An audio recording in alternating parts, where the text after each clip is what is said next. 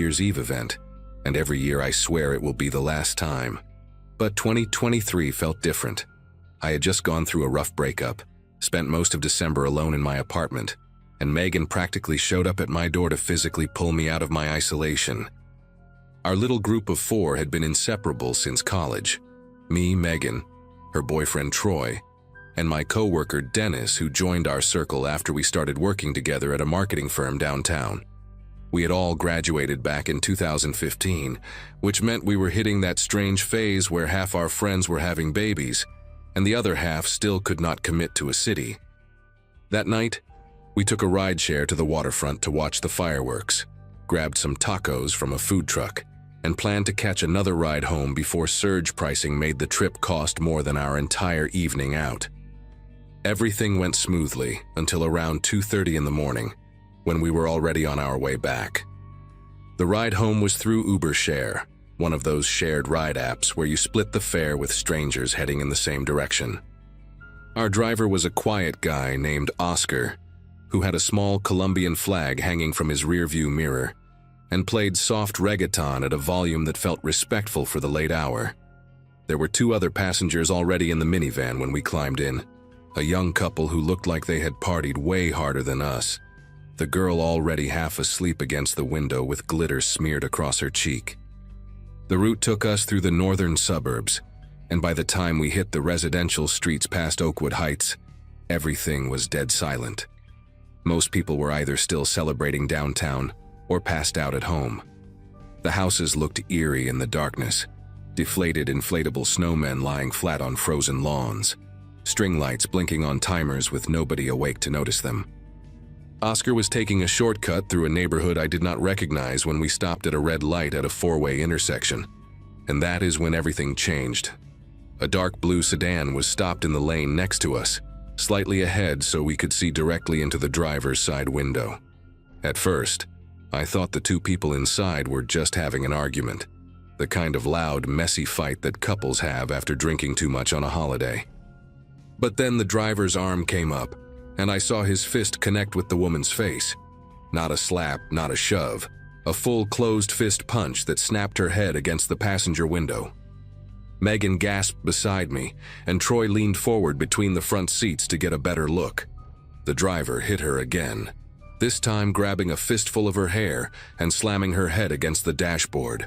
The woman was not fighting back. She was not even trying to protect herself. Her arms hung limp at her sides like she had already given up, like this was not the first time.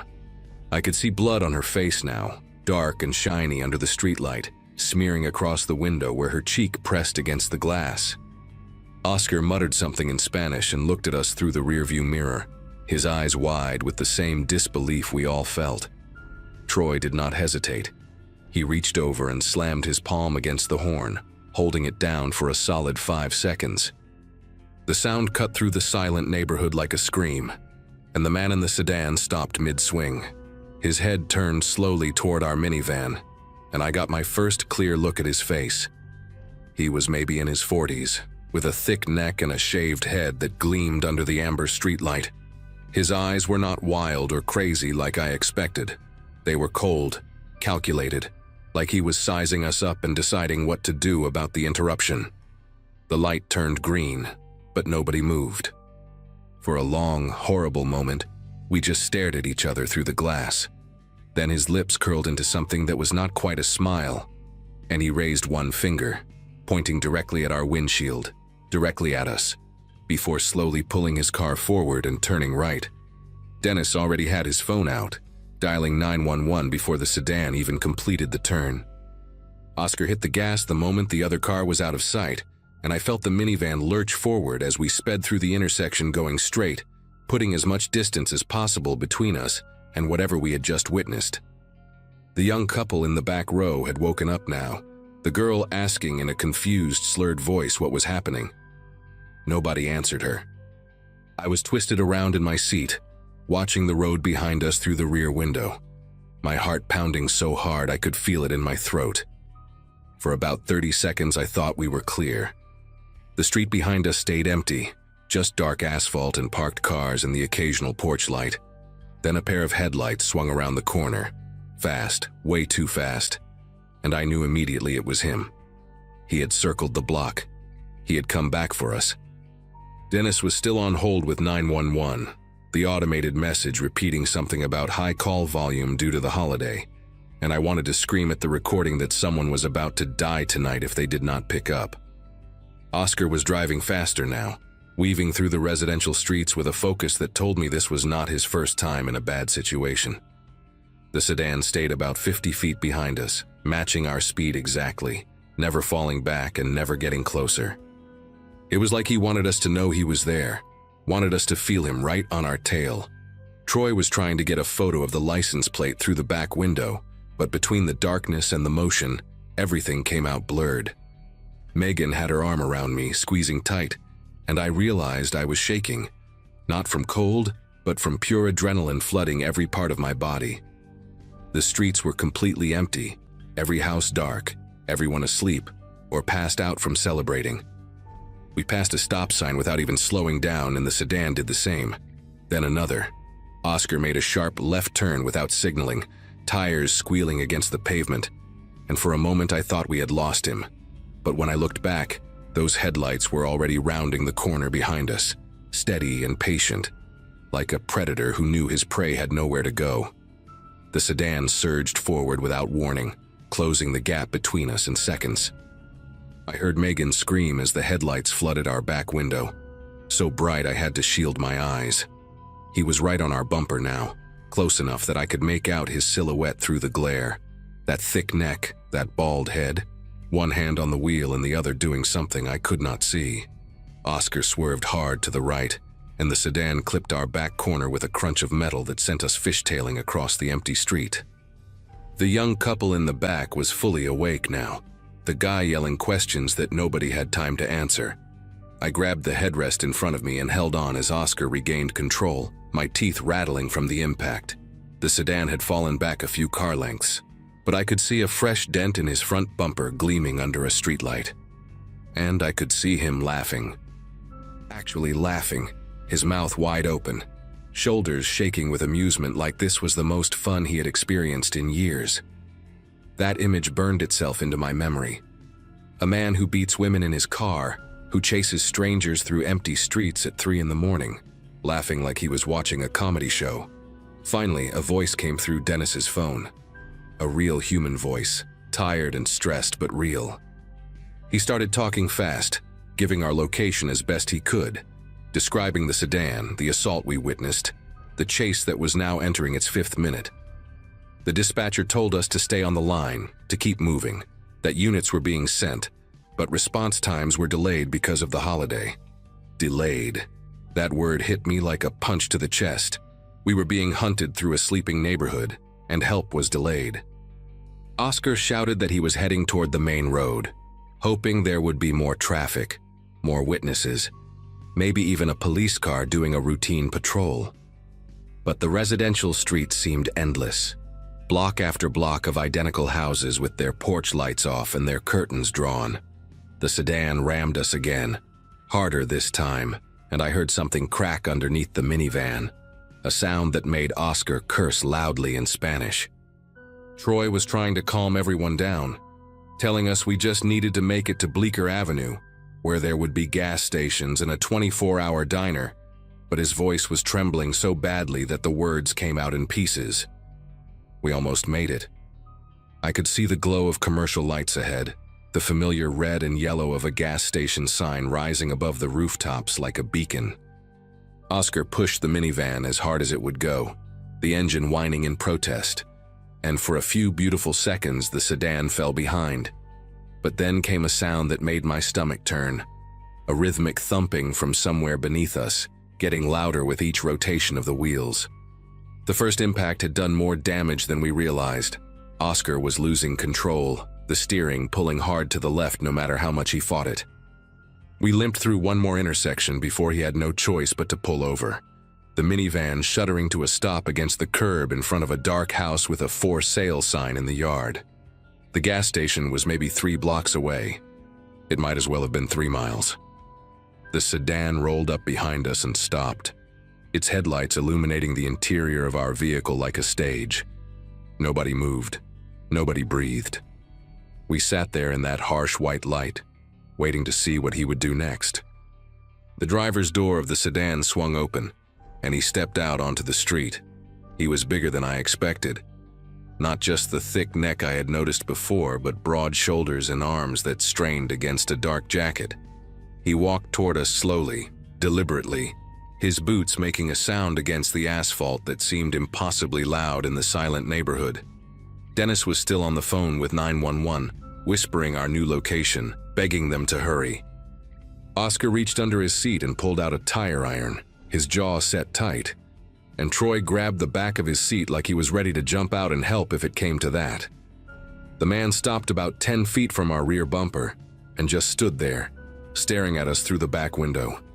Then he reached into his jacket pocket and I felt every muscle in my body tense so hard that my vision started to blur at the edges. But he did not pull out a weapon. He pulled out a cigarette and a lighter, lit it casually, and took a long drag while watching us like we were animals in a cage. He wanted us to know that he was in control, that he could take his time, that nobody was coming to save us. The standoff lasted maybe 2 minutes, but it felt like an hour. He finished his cigarette slowly, flicking the butt onto the pavement and grinding it under his boot. Then he started walking toward us again, and this time Oscar threw open his door and stepped out, the tire iron gripped tight in his right hand. I wanted to scream at him to get back inside, but my voice was stuck somewhere deep in my chest.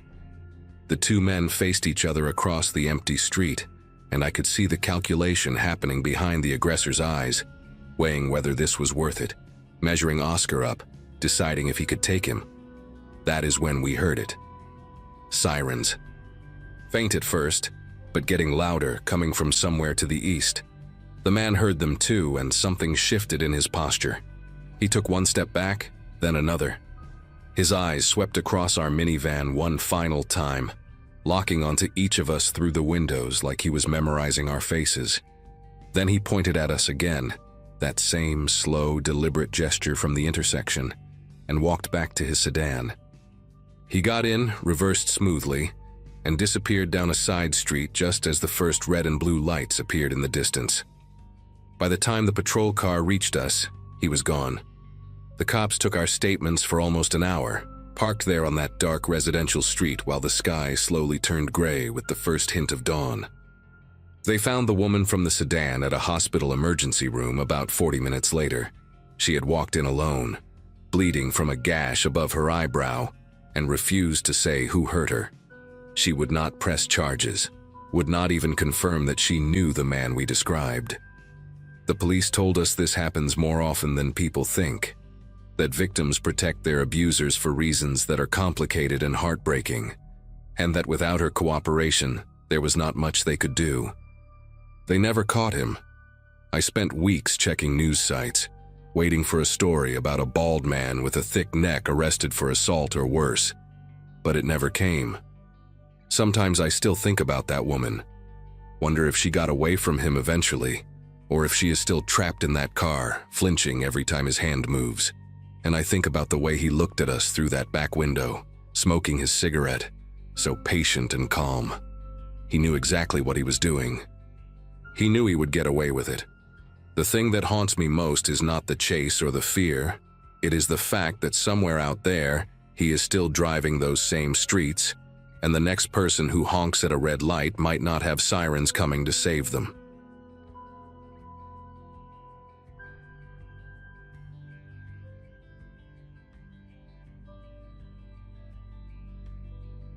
My buddy Nathan texted me on December 28th, asking if the crew was still doing downtown Portland for New Year's Eve. We had kept this tradition alive since graduating together in 2015, and no matter how crazy life got, that one night stayed sacred. So on December 31st of 2024, 6 of us headed to Pioneer Courthouse Square for the big countdown. Nathan brought his girlfriend, Brooke. Our friend Theo came with his brother, Julian. And I invited Priscilla from my office, who had just moved to Oregon and never experienced the madness of a proper downtown celebration. The energy was electric from the moment we stepped off the MAX train around 10. Thousands of people packed into the square, breath visible in the cold air, everyone buzzing with that particular excitement that only exists in the final hours of a dying year. We found a decent spot near one of the food vendors, close enough to see the stage where a local band was playing covers of classic rock songs that got swallowed by crowd noise. By 11:30, the crowd had tripled. What started as a comfortable gathering transformed into a crushing mass of bodies pressed together so tight, I could feel strangers breathing against my neck. People kept pushing forward toward the stage, and our little group got separated despite our best efforts to hold on to each other. I lost sight of Nathan first, then Theo and Julian vanished somewhere to my left when a wave of people surged past. Priscilla grabbed my arm and shouted something I could not hear over the noise, but within seconds she got pulled away too, her hand slipping from mine like water through fingers. My phone had died an hour earlier because I forgot to charge it before leaving home, which meant I had no way to text anyone or check our meeting spot. The air grew thick and warm despite the freezing December temperature, a strange mix of body heat and alcohol breath and perfume that made my head swim. I needed to get out just for a minute, just enough space to breathe and think and figure out where everyone went. I pushed sideways through the crowd, using my shoulders to carve a path toward the edge of the square. It took almost 10 minutes to move 50 feet, squeezing between couples holding champagne bottles and groups of college kids wearing glittery hats and blowing noisemakers directly into my ears. When I finally broke free from the densest part of the gathering, I found myself near the corner of Southwest Yam Hill and 6th Avenue, where the crowd thinned enough that I could actually extend my arms without touching another person. A small side alley opened up between two older brick buildings, one of them a closed antique shop with iron bars over the windows. I stepped into the mouth of that alley just to catch my breath, leaning against the cold brick wall and letting the winter air fill my lungs. The noise from the square still thundered behind me, but here it felt muffled, distant, like listening to a concert from outside the venue. I checked my watch and saw 11:47 glowing in the dim light. 13 minutes until midnight, and I had no idea where my friends were. That was when the first firework exploded overhead. Someone had jumped the gun on the countdown, sending a burst of red and gold across the sky that lit up the alley in flickering colors. In that brief flash of light, I saw them. About 40 feet deeper into the alley, two men in dark jackets were dragging a woman toward a service door at the back of one of the buildings. She was struggling, her legs kicking against the pavement, one of her heels scraping the concrete as they pulled her. I saw her mouth open wide, saw her body twist and fight, but the boom of the fireworks swallowed whatever sound she made. For a second, I just stood there, my brain trying to process what my eyes were showing me. Another firework went up, this one green and white, and in its glow I saw her face clearly. Young, maybe mid-20s, mascara streaking down her cheeks, pure terror in her eyes. One of the men had his hand clamped over her mouth while the other gripped her arm so hard I could see the fabric of her silver dress bunching under his fingers. I did not think. I just moved. My feet carried me deeper into the alley before my brain could calculate the danger, and I heard myself yelling something like, "Hey, stop," or "Let her go." I cannot remember the exact words because my heart was pounding so loud it drowned out my own voice. The two men stopped and turned toward me. The fireworks kept exploding above us, painting their faces in bursts of color that made them look almost unreal. The one holding her mouth was shorter, stocky, with a shaved head and a neck thick as a tree trunk. The other was taller and leaner, wearing a black beanie pulled low over his forehead. They did not look panicked or surprised. They looked annoyed, like I was a fly buzzing around their dinner. The tall one said something to his partner in a language I did not recognize, then let go of the woman's arm and started walking toward me. His steps were slow and deliberate, almost casual, and that calmness scared me more than if he had charged. He stopped about 6 feet away from me and tilted his head to one side like he was studying an insect. He spoke in accented English, his voice low enough that I had to strain to hear it over the distant roar of the crowd and the ongoing firework bursts. "Wrong place, friend. Turn around. Go back to your party." His hand moved to his jacket pocket, and he pulled the zipper down just enough to show me what was inside. The blade caught a flash of blue light from a firework overhead. A folding knife, already open, the edge gleaming. He did not pull it out or wave it around. He just let me see it. Let me understand what would happen if I stayed. Behind him, the stocky one still had the woman pinned, his hand tight over her face, and I could see her eyes fixed on me, wide and desperate, begging me not to leave. My mind raced through options like a slot machine spinning too fast to read.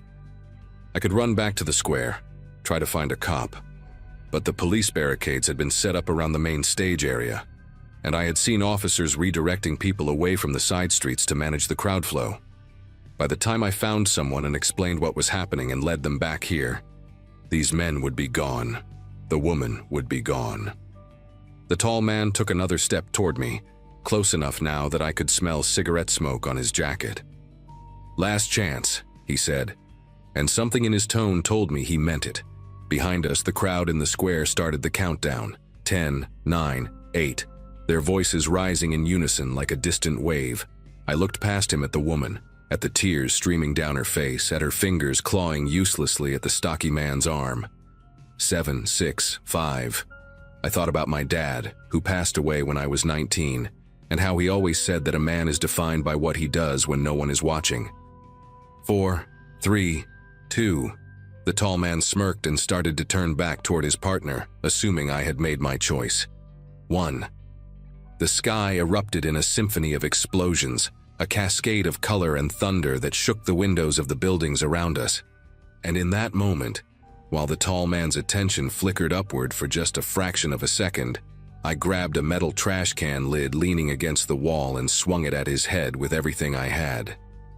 The lid connected with the side of his skull with a sound I will never forget.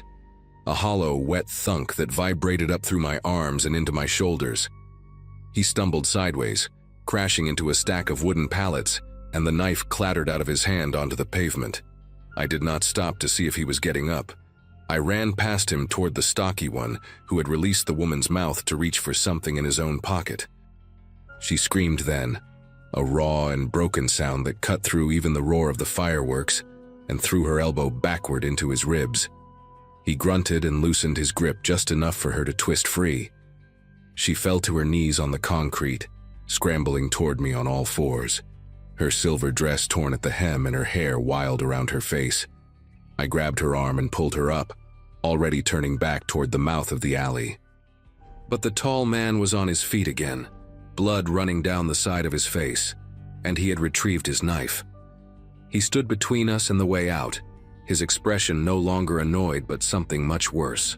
Focused, predatory, like a hunter who had just decided his prey was worth the effort. The woman clutched my arm so hard her nails dug through my jacket sleeve. "There's another way," she gasped, her voice hoarse from screaming.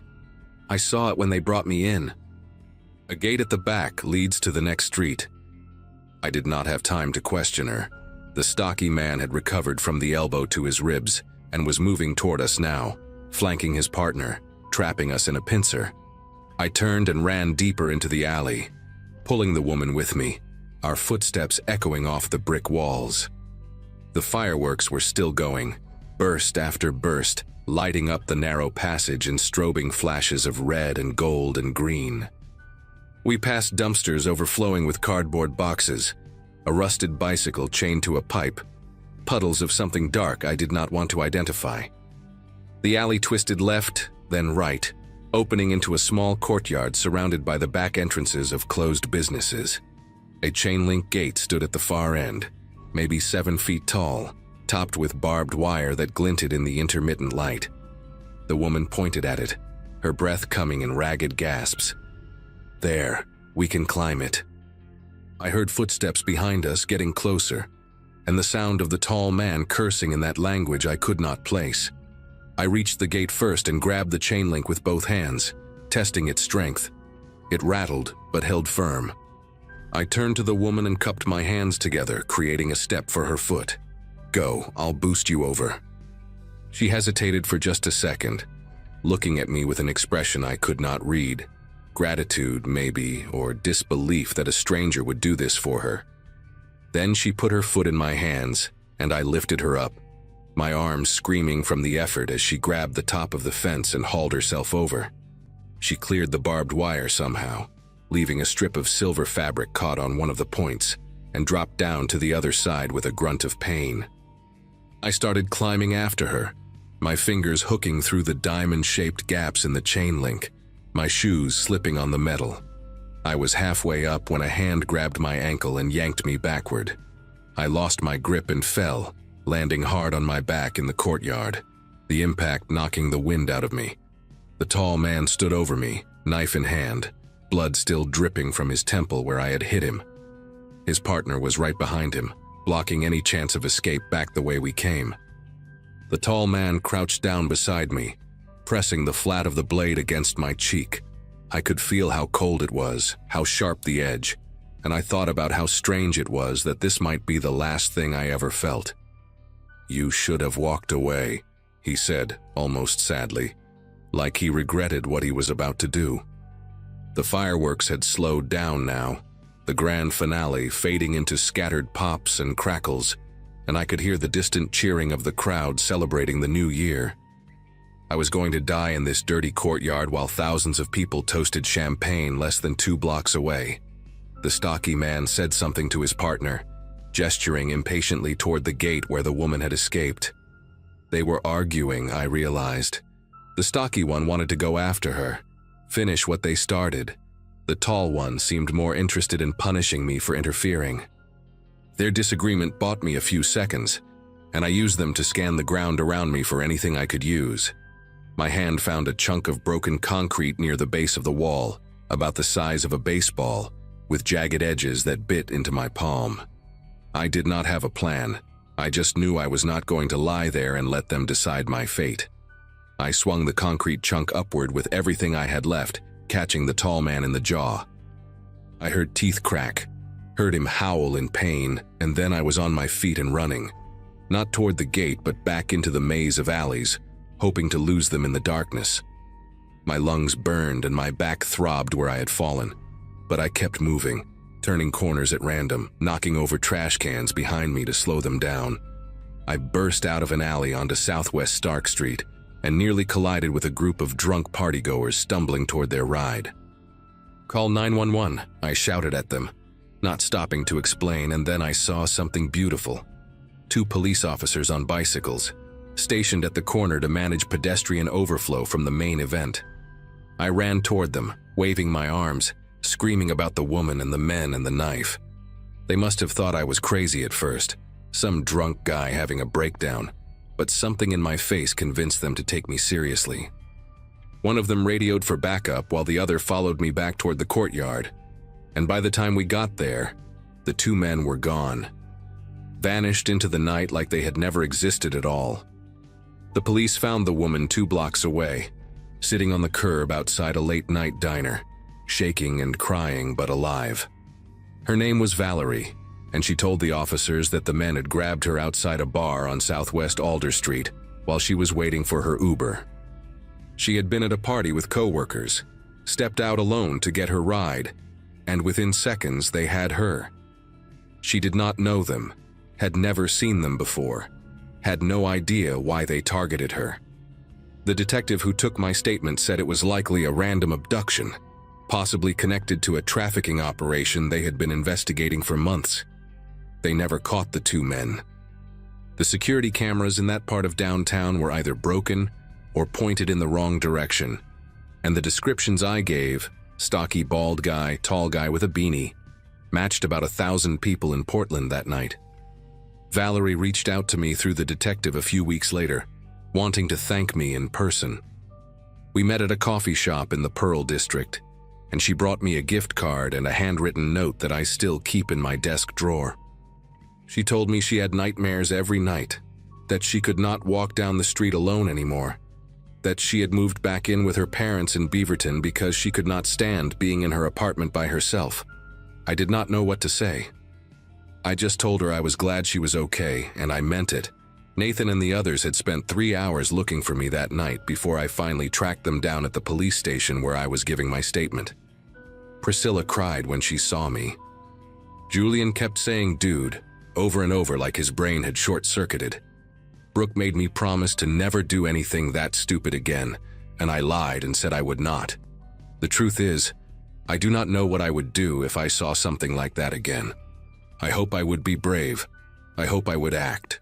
But I also know now what it feels like to have a knife pressed against your face, to feel completely certain that you are about to die, and that knowledge changes you in ways you cannot explain. It has been almost a year now.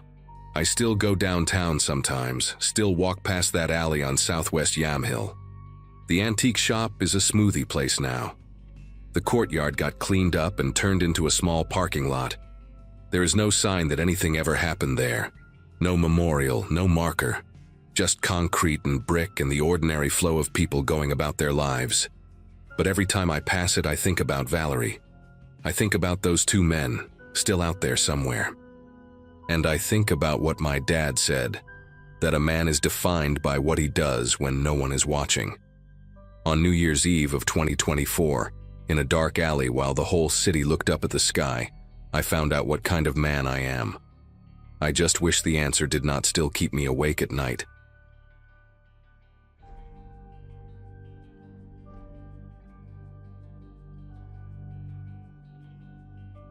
Kayla had been begging me to come to her neighborhood party for weeks. My younger sister moved to a cul-de-sac in suburban Phoenix right after her wedding in 2022, and this was her first time hosting anything bigger than a dinner. New Year's Eve seemed like the perfect occasion, she kept saying, and her neighbor Vic had promised to handle the fireworks. I remember rolling my eyes when she mentioned that part during our phone call. Fireworks in a residential area always made me nervous, but she assured me Vic knew what he was doing. He had connections, she said, worked for some company that did pyrotechnics for events. At 34, I should have trusted my gut more than my little sister's enthusiasm. But she sounded so excited, and I had spent the last 3 New Year's celebrations alone in my apartment with cheap champagne and whatever was streaming. So I drove the 2 hours from Tucson, arriving just as the sun was setting behind the stucco houses and dyeing the whole street this gorgeous shade of burnt orange. The backyard was smaller than I expected, maybe 40 feet deep before it hit a wooden fence that separated my sister's property from the house behind her. Vic had set up his equipment near that fence, which struck me as odd even before I understood what I was looking at. There were these metal racks, almost like ladder frames holding thick cardboard tubes pointed at the sky. A folding table next to them was covered with boxes I could not read from across the yard. Around 30 people milled around on the patchy grass, holding plastic cups and paper plates loaded with appetizers. Tiki torches lined the perimeter, their flames dancing in the slight breeze. My sister ran over the moment she spotted me, wrapping me in a hug that smelled like her vanilla perfume, and the sangria she was clearly already enjoying. She introduced me to a blur of faces I immediately forgot. Neighbors and co-workers and friends of friends, everyone in that buzzing pre-midnight mood where strangers become temporary best friends. I grabbed a drink and tried to relax, but my eyes kept drifting back to those tubes near the fence, counting them. There had to be at least 20. Around 11, Vic started gathering everyone closer to watch him prep the show. He was a stocky guy in his 50s with a gray goatee and a baseball cap that said something about veteran pyrotechnicians. His hands moved with confidence as he checked connections and adjusted angles, and I noticed he was wearing thick leather gloves. That detail should have reassured me, but it did the opposite. If he needed protection, what about the rest of us standing 15 feet away with nothing but flip cups in our hands? I mentioned this to a woman next to me, a redhead named Donna, who lived 3 houses down. She laughed and said Vic did this every year, that he was a total pro. Her 8-year-old son was sitting cross-legged on the grass near the front of the crowd, his face lit up with anticipation. I wanted to suggest she pull him back a bit, but I did not want to be that person, the paranoid guest ruining everyone's fun. So I stayed quiet, sipping my drink, watching Vic move between the racks like a surgeon preparing his instruments. The countdown started at 5 minutes to midnight. Someone had connected a phone to a portable speaker, and we could hear the broadcast from Times Square mixing with the neighborhood noise, other parties on adjacent streets, distant pops and crackles from early fireworks, dogs barking in protest. Kayla found me in the crowd and grabbed my arm, her eyes glassy from the sangria, but her smile so genuine it made me feel guilty for being anxious. She said this was going to be amazing, that Vic had spent over $2,000 on this display. I remember thinking that was insane, that amount of money on something that would last maybe 10 minutes. But then everyone started counting down from 30, and I got swept up in it despite myself. The voices around me grew louder. 20, 15, 10. Vic stood by his setup with a long lighter in his hand, waiting. 5, 4, 3, 2, 1. The cheering erupted, people hugged and kissed, and Vic touched the flame to the first fuse. The first few shots were beautiful. I will give him that. Golden bursts that spread across the sky like dandelion seeds caught in a wind, followed by crackling red ones that sounded like 1,000 tiny whips snapping at once. Everyone tilted their heads back, mouths open, the colors reflecting in their eyes. I felt myself relaxing a little, thinking maybe I had been ridiculous to worry. Vic moved along the rack with practiced ease, lighting fuses in sequence, stepping back to admire his work before moving to the next. The show was synchronized in a way that felt almost musical, the explosions building on each other in rhythm. I pulled out my phone to record a clip for my social media, something I rarely did, but the display was genuinely impressive. Then came a deeper boom, one of those big mortars that shake your chest from the inside. A purple flower bloomed overhead, and everyone gasped and applauded. Vic raised his fist in triumph. That was when I noticed the rack on the far left had started to tilt. It happened so fast that my brain almost refused to process it. The metal frame leaned maybe 5 degrees, then 10, and before anyone could react, one of the tubes fired. Not up, but sideways, almost parallel to the ground. The mortar shot across the yard like a flaming comet, trailing sparks and smoke, and slammed into the wooden fence about 3 feet to my right. The explosion was nothing like the ones in the sky. This was concentrated, violent, a punch of light and heat that sprayed splinters in every direction. Someone screamed, a sound that cut through the ringing in my ears. I stumbled backward and collided with a man I did not know, both of us nearly falling onto a knocked-over lawn chair. When I looked up, the rack had tilted further, and I could see the next tube in line, its fuse already burning down. It was pointing directly at the crowd. I do not remember making the decision to scream. The sound just ripped out of me, raw and primal. A single word repeated over and over. Move, move, move. People were already stumbling in different directions, but most of them had no idea what was happening. The sky was still exploding with color from the other racks that had not fallen, and the noise was so overwhelming that my warning barely carried. I grabbed the arm of the person closest to me, an older man with a white beard who looked completely disoriented, and yanked him toward the sliding glass door that led into the house. The second mortar fired just as we moved. I heard it more than saw it, a whooshing hiss followed by an impact somewhere behind us. Glass shattered, one of the tiki torches maybe, or a window. The old man tripped on a cooler and went down hard, pulling me with him. My knees hit the concrete patio, and the pain was sharp and immediate. But I forced him up because I could hear another fuse crackling in that terrible countdown rhythm.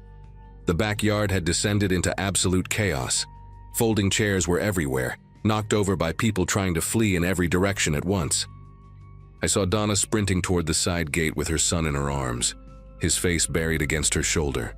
Someone was crying, a high-pitched keening sound that mixed with the ongoing explosions overhead. Vic was shouting something I could not understand, waving his arms near the fallen rack like he could somehow will it back into position. Another mortar launched from the tilted frame, and this one went low and fast, skipping off the grass before detonating against the back wall of the house. Stucco crumbled and rained down in chunks. A window on the second floor shattered outward, spraying glass onto the crowd below. I felt something sting my forearm and looked down to see blood, a thin line where a shard had sliced through my skin. The pain was distant, unreal. All I could think about was finding Kayla. I spotted her near the back door, crouched behind an overturned patio table with two other women. Her eyes found mine across the yard, and even in the strobing light of the fireworks still launching from the upright racks, I could see how terrified she was. Her mouth was forming my name, but no sound reached me through the cacophony. I started moving toward her, staying low, weaving between abandoned chairs and spilled drinks. The grass was slick with something, beer maybe, or the sangria from a shattered pitcher. My foot caught on a power cord and I nearly went down again, catching myself on the edge of a plastic table at the last second. Another mortar fired from the fallen rack, and I watched it arc sideways into the neighbor's yard. The explosion lit up the fence line, and I heard a woman over there start screaming in Spanish. The whole neighborhood was awake now, porch lights flicking on up and down the street, but nobody could help us. The remaining tubes were still loaded, still connected to whatever chain of fuses Vic had rigged, and they were going to keep firing until every last one was spent. I reached Kayla and pulled her into a crouch beside me, both of us pressed against the side of the house where a small overhang offered some protection. Her whole body was trembling, and when she grabbed my hand, her fingers were ice cold despite the warm Arizona night. She kept saying she was sorry over and over, like this was somehow her fault for inviting me. I told her to stop, that we needed to focus, that we needed to get inside the house. The sliding glass door was maybe 15 feet away, but crossing that open space felt like crossing a minefield. I counted the tubes I could still see on the fallen rack. 4, maybe 5. It was hard to tell in the chaos. Each one was a bomb waiting to go off in a random direction. Vic had finally backed away from the equipment, his face pale and slack, all that earlier confidence completely gone.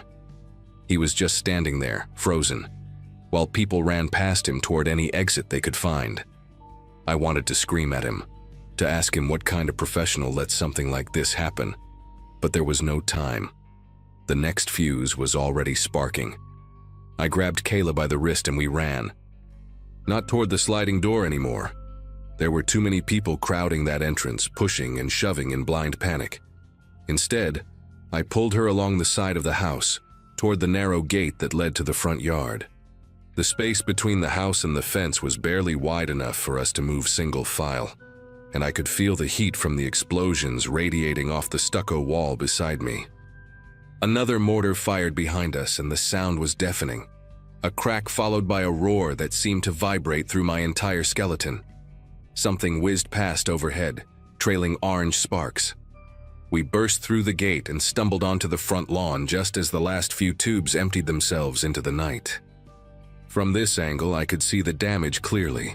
The scorched fence, the blackened patch of grass, the smoke pouring from a hole in the side of the house where one of the mortars had punched through. Fire was licking at the edges of that hole, small but growing. Someone was already on the phone with 911. Sirens wailed in the distance, getting closer. The aftermath felt like waking up from a nightmare only to find out everything was real. Paramedics treated 7 people for burns, cuts, and smoke inhalation. Donna's son had a piece of wood embedded in his calf that required surgery. He still walks with a slight limp today. The old man I had dragged to safety suffered a mild heart attack from the stress and spent 3 days in the hospital. Vic faced criminal charges for reckless endangerment and operating unlicensed fireworks in a residential area. Turned out his connections were just a guy he knew who smuggled professional-grade mortars from Mexico, and he had no real training at all. Kayla's house needed over $40,000 in repairs. She sold it 6 months later and moved to a different state. Said she could not stand being in that backyard anymore. I still have a faint scar on my forearm where the glass sliced me, a thin white line that catches the light when I move a certain way. Every New Year's Eve since then, I stay inside with all the curtains drawn. When midnight comes and the fireworks start outside, I put on noise-canceling headphones and turn the television up as loud as it will go. Some sounds you just never want to hear again.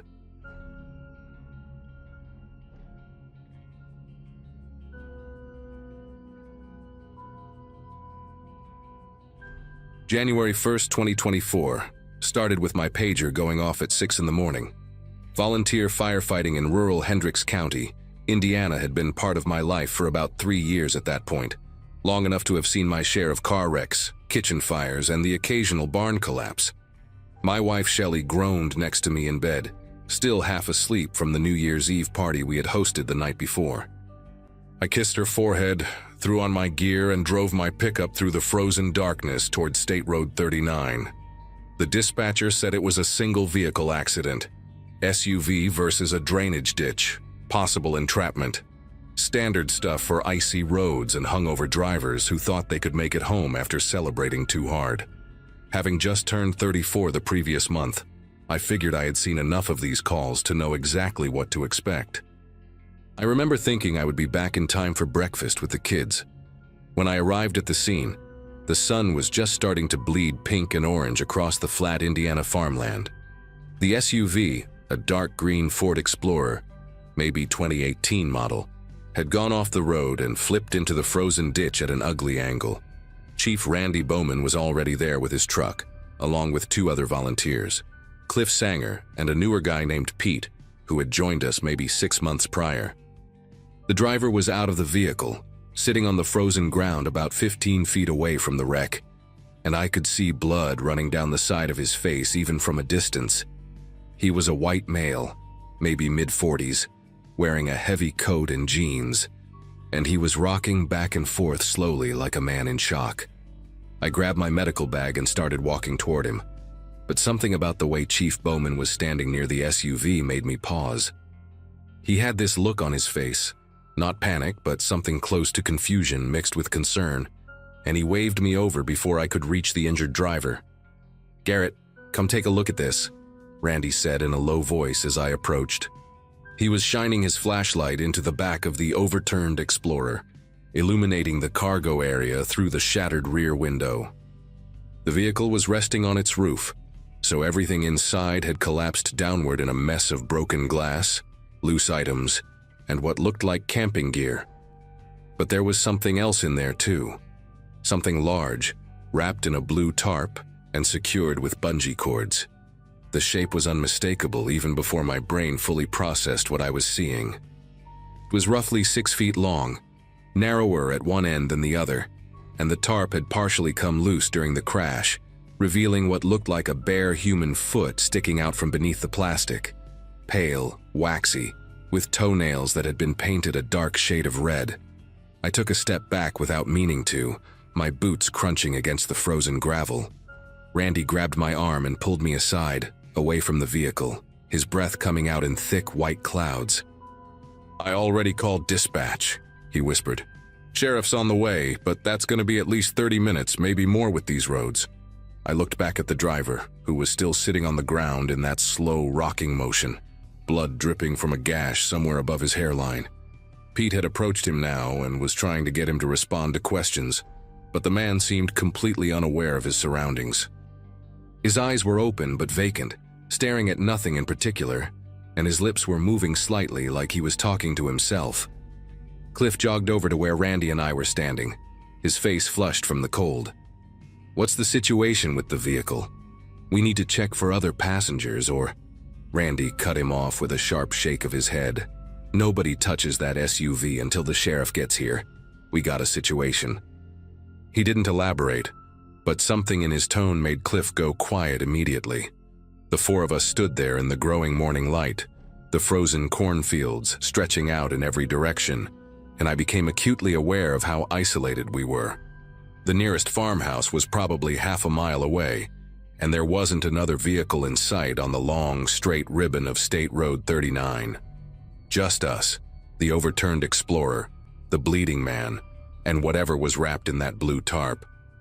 I told Randy I should at least try to treat the driver's head wound before he bled out or went into shock, and he agreed with a reluctant nod. As a volunteer firefighter with EMT basic certification, stabilizing injured people was part of the job, even when those people might be involved in something criminal. I grabbed my kit and walked over to where Pete was crouching beside the man, trying unsuccessfully to get him to make eye contact. Up close, I could see the driver more clearly now. He was probably 45 or 50, with a thick build and rough hands that suggested manual labor. Construction, maybe, or farm work. His face was weathered and lined, His hair cut short and streaked with gray, and there was a small scar running through his left eyebrow that looked old, maybe decades old. The gash on his head was about 2 inches long, bleeding steadily but not catastrophically, located just above his right temple. I introduced myself, told him I was there to help, and asked if he could tell me his name. He didn't respond. His lips kept moving in that silent mutter, and when I leaned closer to try to hear what he was saying, I caught fragments of words that didn't quite connect, something about not supposed to be here, and she made me promise. I cleaned the wound as best I could and applied a pressure bandage while Pete held a flashlight steady. The man didn't flinch, didn't react at all to my touch, which was concerning on its own. Head injuries can do strange things to people, and I had seen accident victims act completely detached from reality before, their brains struggling to process trauma. But there was something different about this guy, something in the way he held his body, rigid, almost defensive, like he was bracing for an attack that hadn't come yet. When I finished with the bandage, I tried again. "Sir, can you tell me what happened? Were you driving alone?" For the first time, his eyes focused, locking onto my face with an intensity that made me want to lean back. His pupils were uneven, which suggested a concussion, but there was awareness behind them now. Real, frightened awareness. "You can't look in there," he said, his voice hoarse and cracked. "Please, you have to understand. You can't look in there." I kept my voice calm, professional, the way we were trained. "Sir, we've already seen what's in the vehicle. The sheriff is on his way. Right now, I need to make sure you're okay." His face crumpled, and for a moment I thought he was going to cry. Instead, he grabbed my wrist with a grip that was surprisingly strong and pulled me closer, his breath sour and metallic from the blood he had swallowed. "She was already dead," he whispered. "I swear to God she was already dead when I found her." I pulled my wrist free and stood up, my heart beating faster than I wanted to admit. Randy had walked over during the exchange and heard the last part, his expression hardening into something unreadable. "Found her where?" he asked, his voice flat and controlled. The driver looked up at him, then back at me, then at Pete like he was calculating something in his damaged head. For a long moment, I thought he was going to shut down again, retreat back into that vacant stare. But instead he started talking, slowly at first, then faster, the words tumbling out in a desperate rush. He said his name was Vernon Hatch, that he lived about 40 miles north in a town called Frankfurt, that he worked as a groundskeeper at a private cemetery outside of Lafayette. He said he had been driving home from a New Year's Eve gathering at his brother's house when he saw the body on the side of the road, just lying there in the frozen grass near a bridge overpass. A woman, young, maybe late 20s, wearing nothing but a thin dress despite the freezing temperature. He said he stopped to check on her and realized immediately that she was dead. No pulse, no breath, her skin already cold and stiff. He panicked. He didn't know why, couldn't explain it even to himself, but something in his brain told him that if he called the police, they would blame him. So he wrapped her in a tarp he had in his truck, loaded her into the back of his SUV, and started driving with no clear destination in mind. That was when he hit the ice patch and lost control. None of us said anything for a long moment after he finished. The sun was fully up now, casting long shadows across the frozen landscape, and I could hear the distant sound of a truck engine somewhere down the road.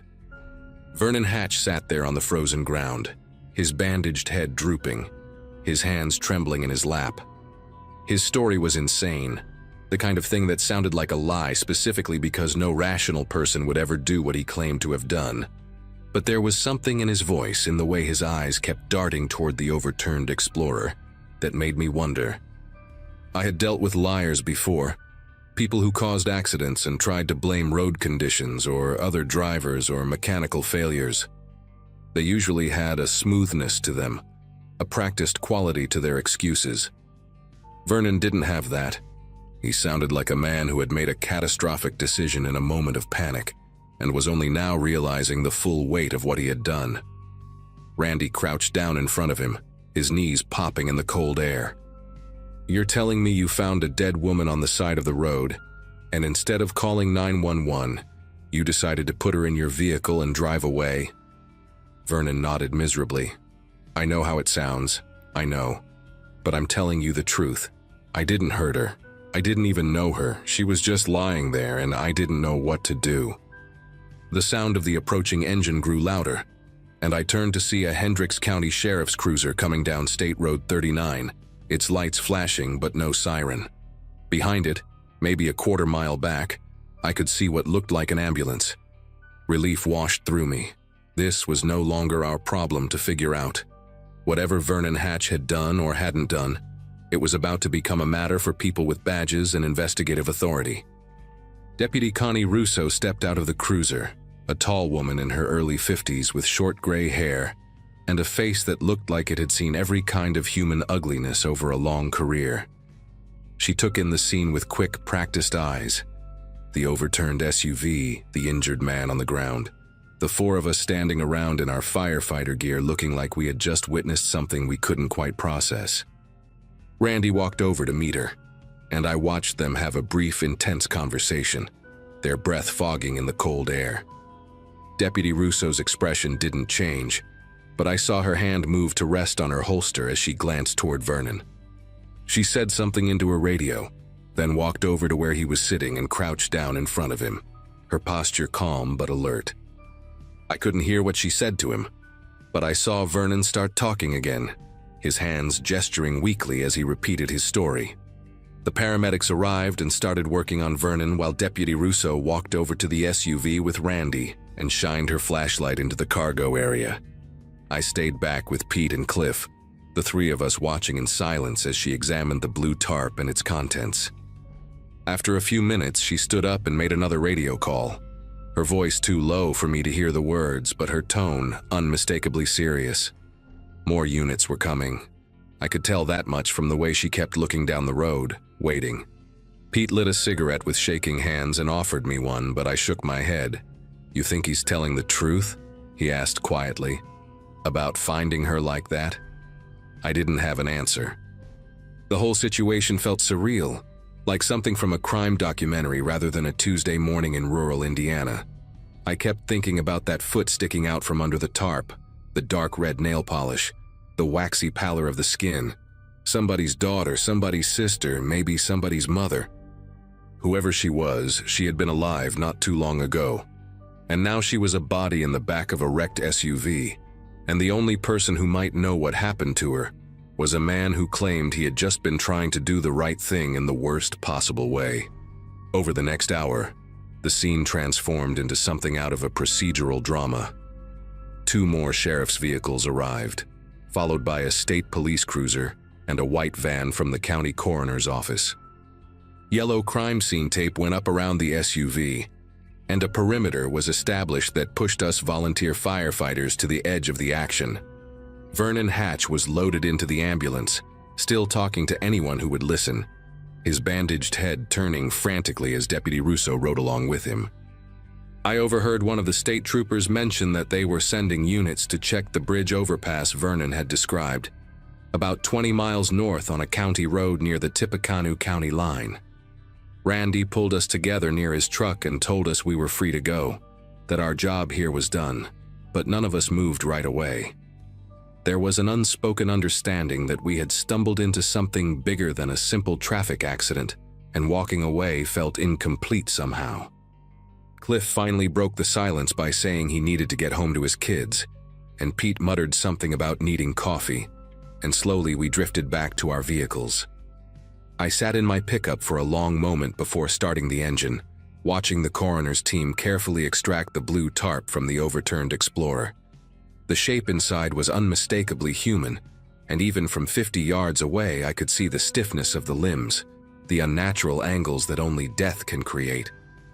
I drove home in a daze, my mind running through everything I had seen and heard.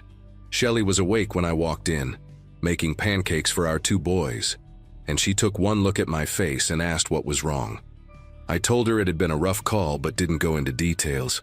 Some things you don't bring to the breakfast table, especially not with a 7-year-old and a 5-year-old asking why Daddy looks so tired.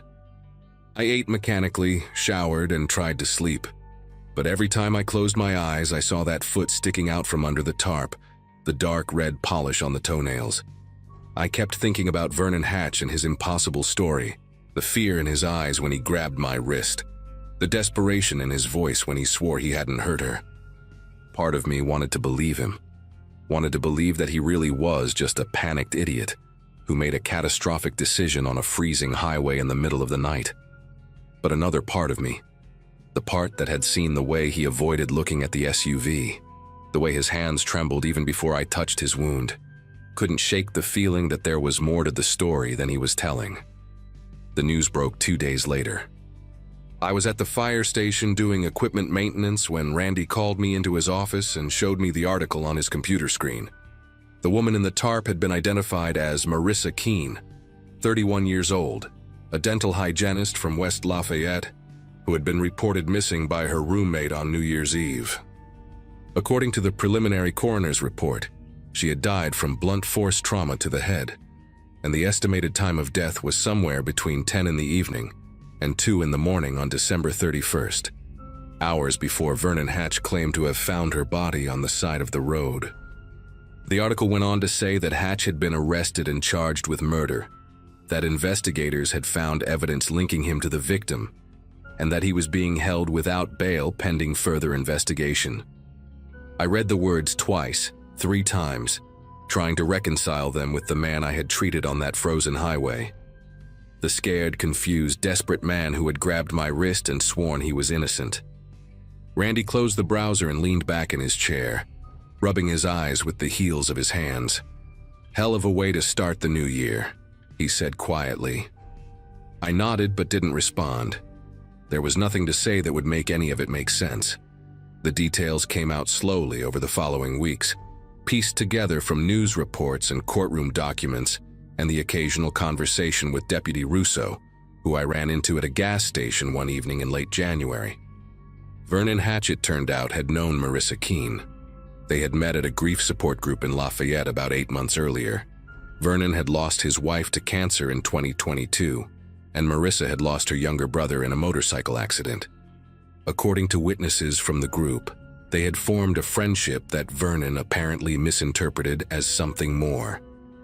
When Marissa gently rejected his advances, he became obsessive, showing up at her workplace, sending dozens of text messages, leaving notes on her car. She had filed for a restraining order just 2 weeks before her death, but it hadn't been processed yet.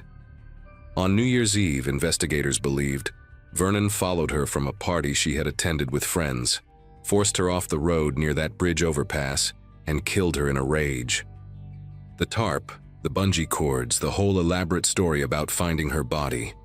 It was all a desperate attempt to create an alibi that fell apart the moment he lost control of his SUV on the ice.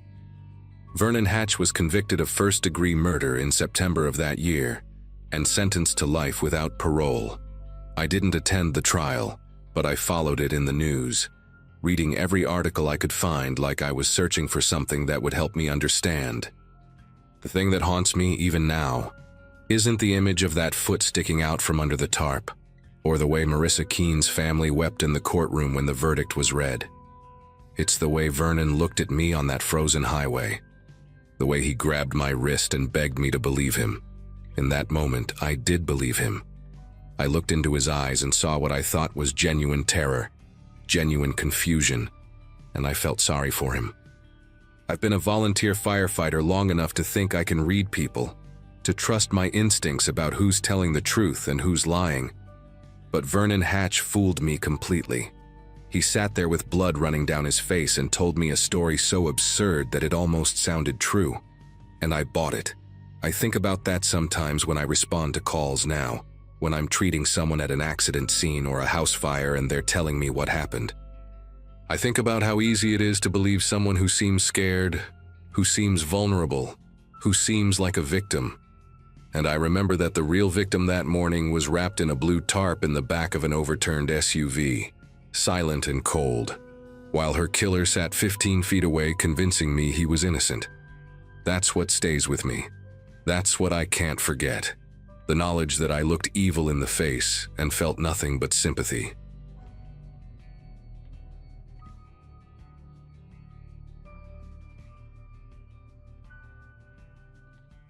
Celebrating my birthday on December 31st always felt like a blessing and a curse. On one hand, the whole world throws a party. On the other, good luck getting anyone to focus on you when fireworks and champagne are involved.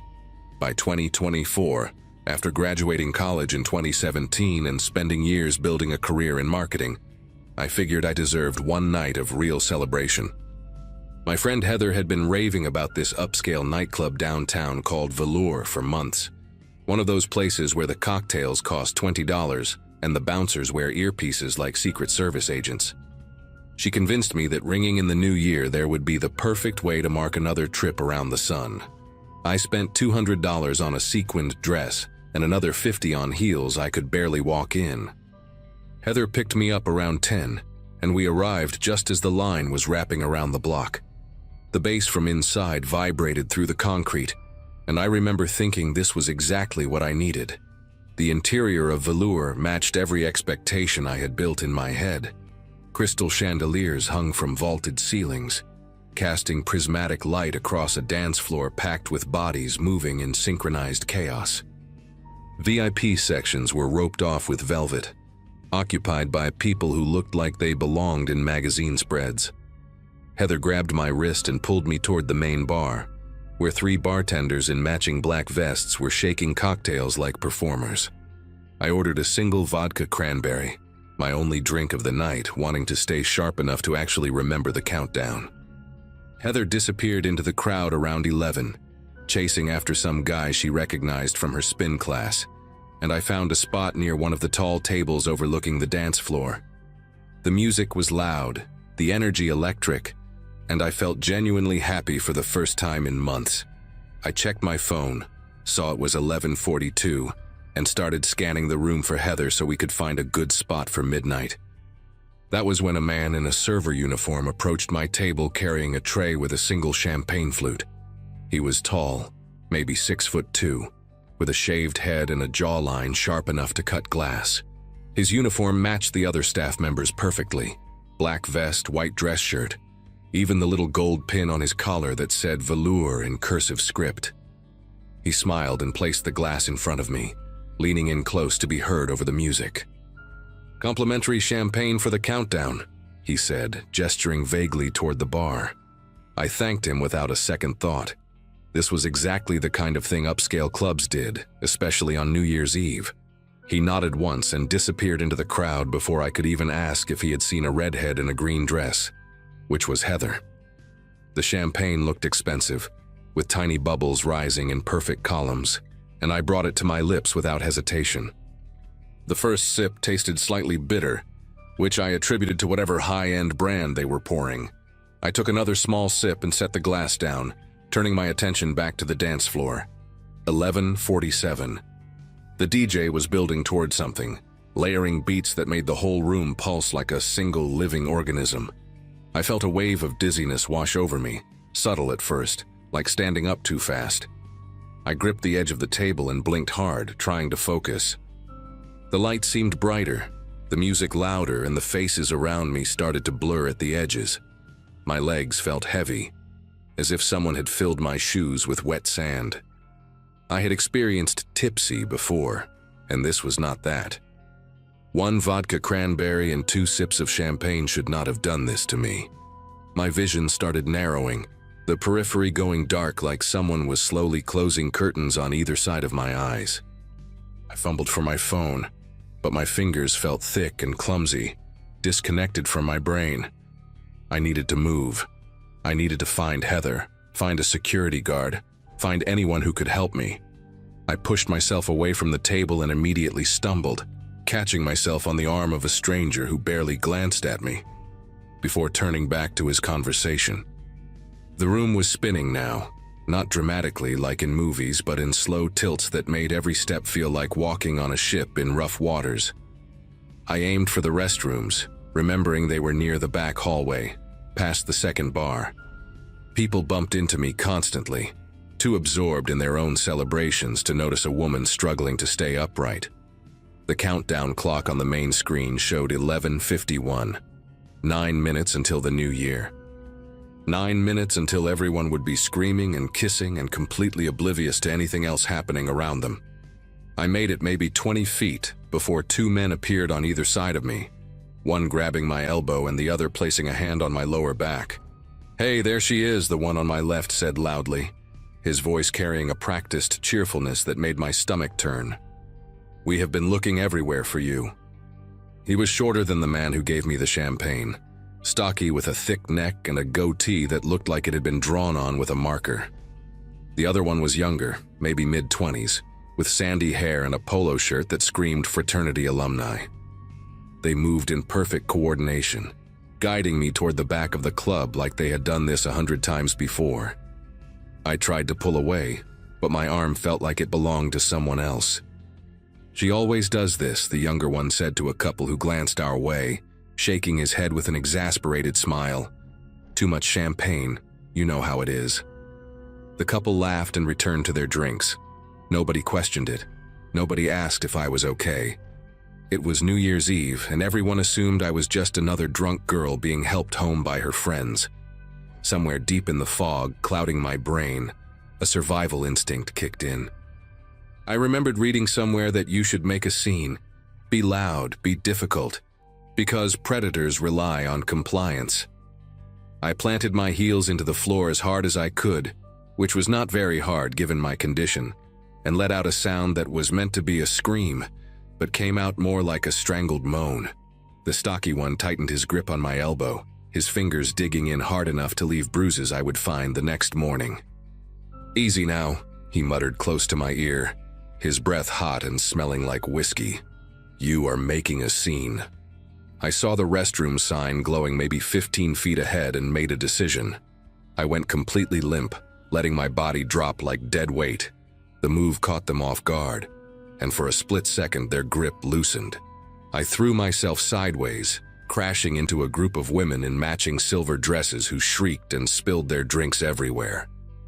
The chaos gave me just enough cover to crawl on my hands and knees, toward the bathroom door.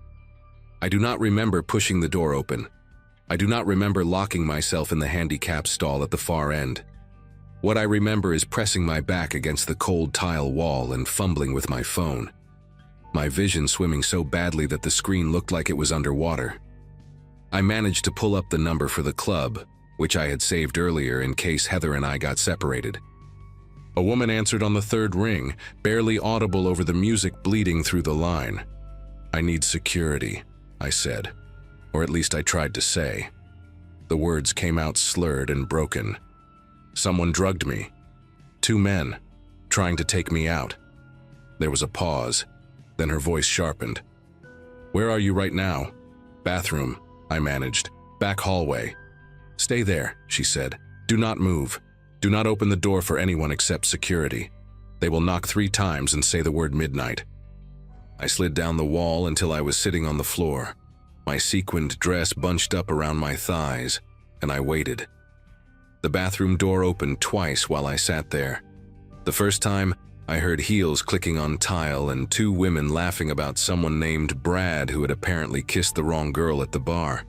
They fixed their makeup, complained about the line, and left without ever knowing I was 10 feet away fighting to stay conscious. The second time was worse. The door creaked open slowly, and there were no voices, no heels, just the soft thud of flat shoes on tile. I held my breath, which was difficult because my lungs felt like they were wrapped in plastic. The footsteps moved methodically, stopping at each stall. I watched the shadow pass under the gap at the bottom of my door, a dark shape that paused for just a moment too long. Then a knock. Not 3 knocks. Just one, slow and deliberate. I pressed my hand over my mouth to keep from making any sound. The shadow lingered, and I could hear breathing on the other side of the door, patient and unhurried. Then the main bathroom door burst open and a woman's voice cut through the silence like a blade. "Security, we are clearing the restroom." The shadow retreated instantly, footsteps quick and light, disappearing out the door before the security team could fully enter. I heard a woman's voice call out, asking if anyone needed assistance, and I finally let myself speak. "In here," I croaked. "Back stall." The lock clicked open from the outside, and I found myself staring up at a woman in a black polo with security printed across the chest in white letters. She was built like someone who had played college softball, broad shoulders and arms that looked like they could throw a punch without thinking twice. Behind her stood a man with a shaved head and a radio crackling on his hip. The woman crouched down to my level, her eyes scanning my face with a clinical efficiency that made me feel both safe and terrified. "Can you tell me what happened?" I told her everything I could remember, my words still thick and clumsy. The champagne, the man in the server uniform, the two men who tried to take me outside. She exchanged a look with her partner that told me this was not the first time they had heard a story like mine. They brought me to a back office, a small room cluttered with monitors showing feeds from cameras positioned throughout the club. The countdown had already happened while I was on the bathroom floor, and confetti still drifted through the main room like glitter snow. A manager named Vince, a heavy-set man with kind eyes and a receding hairline, sat me down with a bottle of water and started pulling up footage. The female security guard, whose name was Jackie, stayed by my side the entire time. Within minutes, they found him. The man in the server uniform appeared on camera at 11:38, walking through a service entrance near the loading dock. He was not on the employee roster. He had acquired a staff wristband from somewhere, probably stolen it off a real server, and had walked through the back hallways like he belonged there. On another monitor, they tracked him moving through the crowd, champagne flute in hand, stopping at my table for less than 30 seconds before vanishing again. Vince rewound and zoomed in, and I saw it clearly. The moment before he approached me, he pulled a small vial from his pocket and tipped something into the glass. But what made me feel truly sick was the footage from the back exit. Starting around 11:50, the same man appeared on the camera covering the rear door, the one that led to the alley behind the club. He checked the handle. He looked at his phone. He paced a few steps away, then came back. Every 2 or 3 minutes he repeated this pattern, his eyes fixed on the door like a predator waiting at a watering hole. The timestamp in the corner ticked past midnight, past 12:15, past 12:30. He only left when a delivery truck pulled into the alley at 12:42, headlights flooding the area and forcing him to retreat into the shadows and eventually out of frame. The two men who had tried to escort me out of the club never appeared on that camera. Jackie told me they had probably been stationed inside to guide targets toward the exit, while the man outside handled whatever came next. Targets. She used that word like it was routine, like they had a whole system figured out. The police arrived around 1 in the morning. 2 detectives, a man and a woman, took my statement, while a paramedic checked my vitals and drew blood to confirm what everyone already knew. They found traces of gamma-hydroxybutyrate in my system, the same substance that shows up in dozens of cases like mine every year. Heather finally appeared around 1:30. Mascara streaked down her face, sobbing and apologizing for disappearing. I did not have the energy to be angry with her. The detectives told me they would pull the footage, run facial recognition, do everything they could. But their tone carried a weight I recognized, the kind of professional pessimism that comes from working too many cases that go nowhere. The men knew how to avoid being identified. They wore no distinctive clothing, had no visible tattoos, and the camera angles never captured a clear shot of the tall one's face. The wristband had been reported stolen by a server who noticed it missing around 10:45, but assumed he had simply misplaced it in the chaos of the night. These men had done this before. They would probably do it again. I spent New Year's Day in bed, curtains drawn, jumping at every sound from the hallway outside my apartment. Heather stayed with me for 3 days straight, sleeping on my couch and checking the locks every few hours. The bruises on my arm turned purple, then yellow, then faded into nothing. The police called twice over the following weeks, once to confirm the toxicology results, and once to tell me they had not been able to identify any of the 3 men. The case went cold, filed away with hundreds of others just like it. I still think about that night, about the single knock on the bathroom stall door and the breathing on the other side. I think about the man waiting by the back exit, checking his phone, patient as a spider in a web. Sometimes I wonder if he found someone else that night after I escaped, someone who did not make it to the bathroom in time.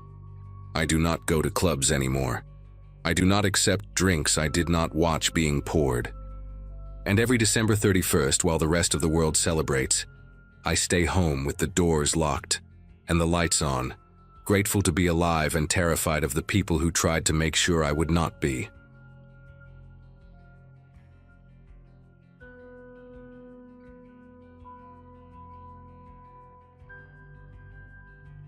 New Year's Eve has always been my excuse to stay indoors. While everyone else floods the streets and packs into bars, I prefer the quiet of my own apartment, a modest 2-bedroom unit on the 3rd floor of a building in a working-class neighborhood just outside of Houston. My sister Vicky keeps telling me I need to get out more, that turning 34 means nothing if I spend every holiday like a hermit.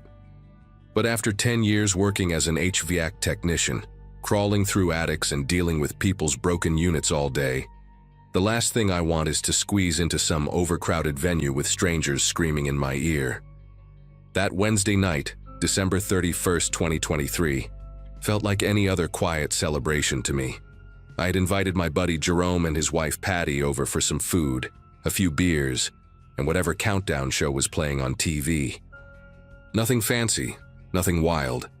Just 3 people in their 30s acting their age for once. My apartment sat on Ridgecrest Drive, a street that got louder every year as the neighborhood changed. But I figured the noise would die down by 1 or 2 in the morning like it always did. Jerome and Patty left around 12:30, right after we watched the ball drop and clinked our bottles together.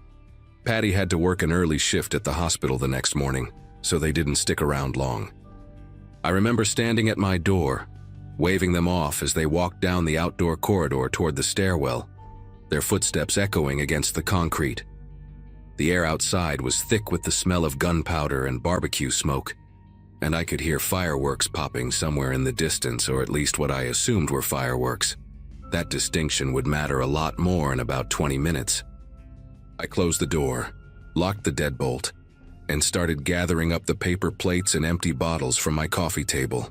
My TV was still on, some post-midnight coverage showing celebrations in Times Square, and I had this peaceful feeling in my chest like the night had gone exactly as planned.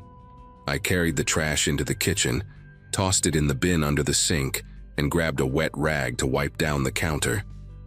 Everything was calm, everything was normal, and I had no idea that my ceiling was about to explode. I was wiping down the kitchen counter when I heard the first crack. It wasn't like a firework.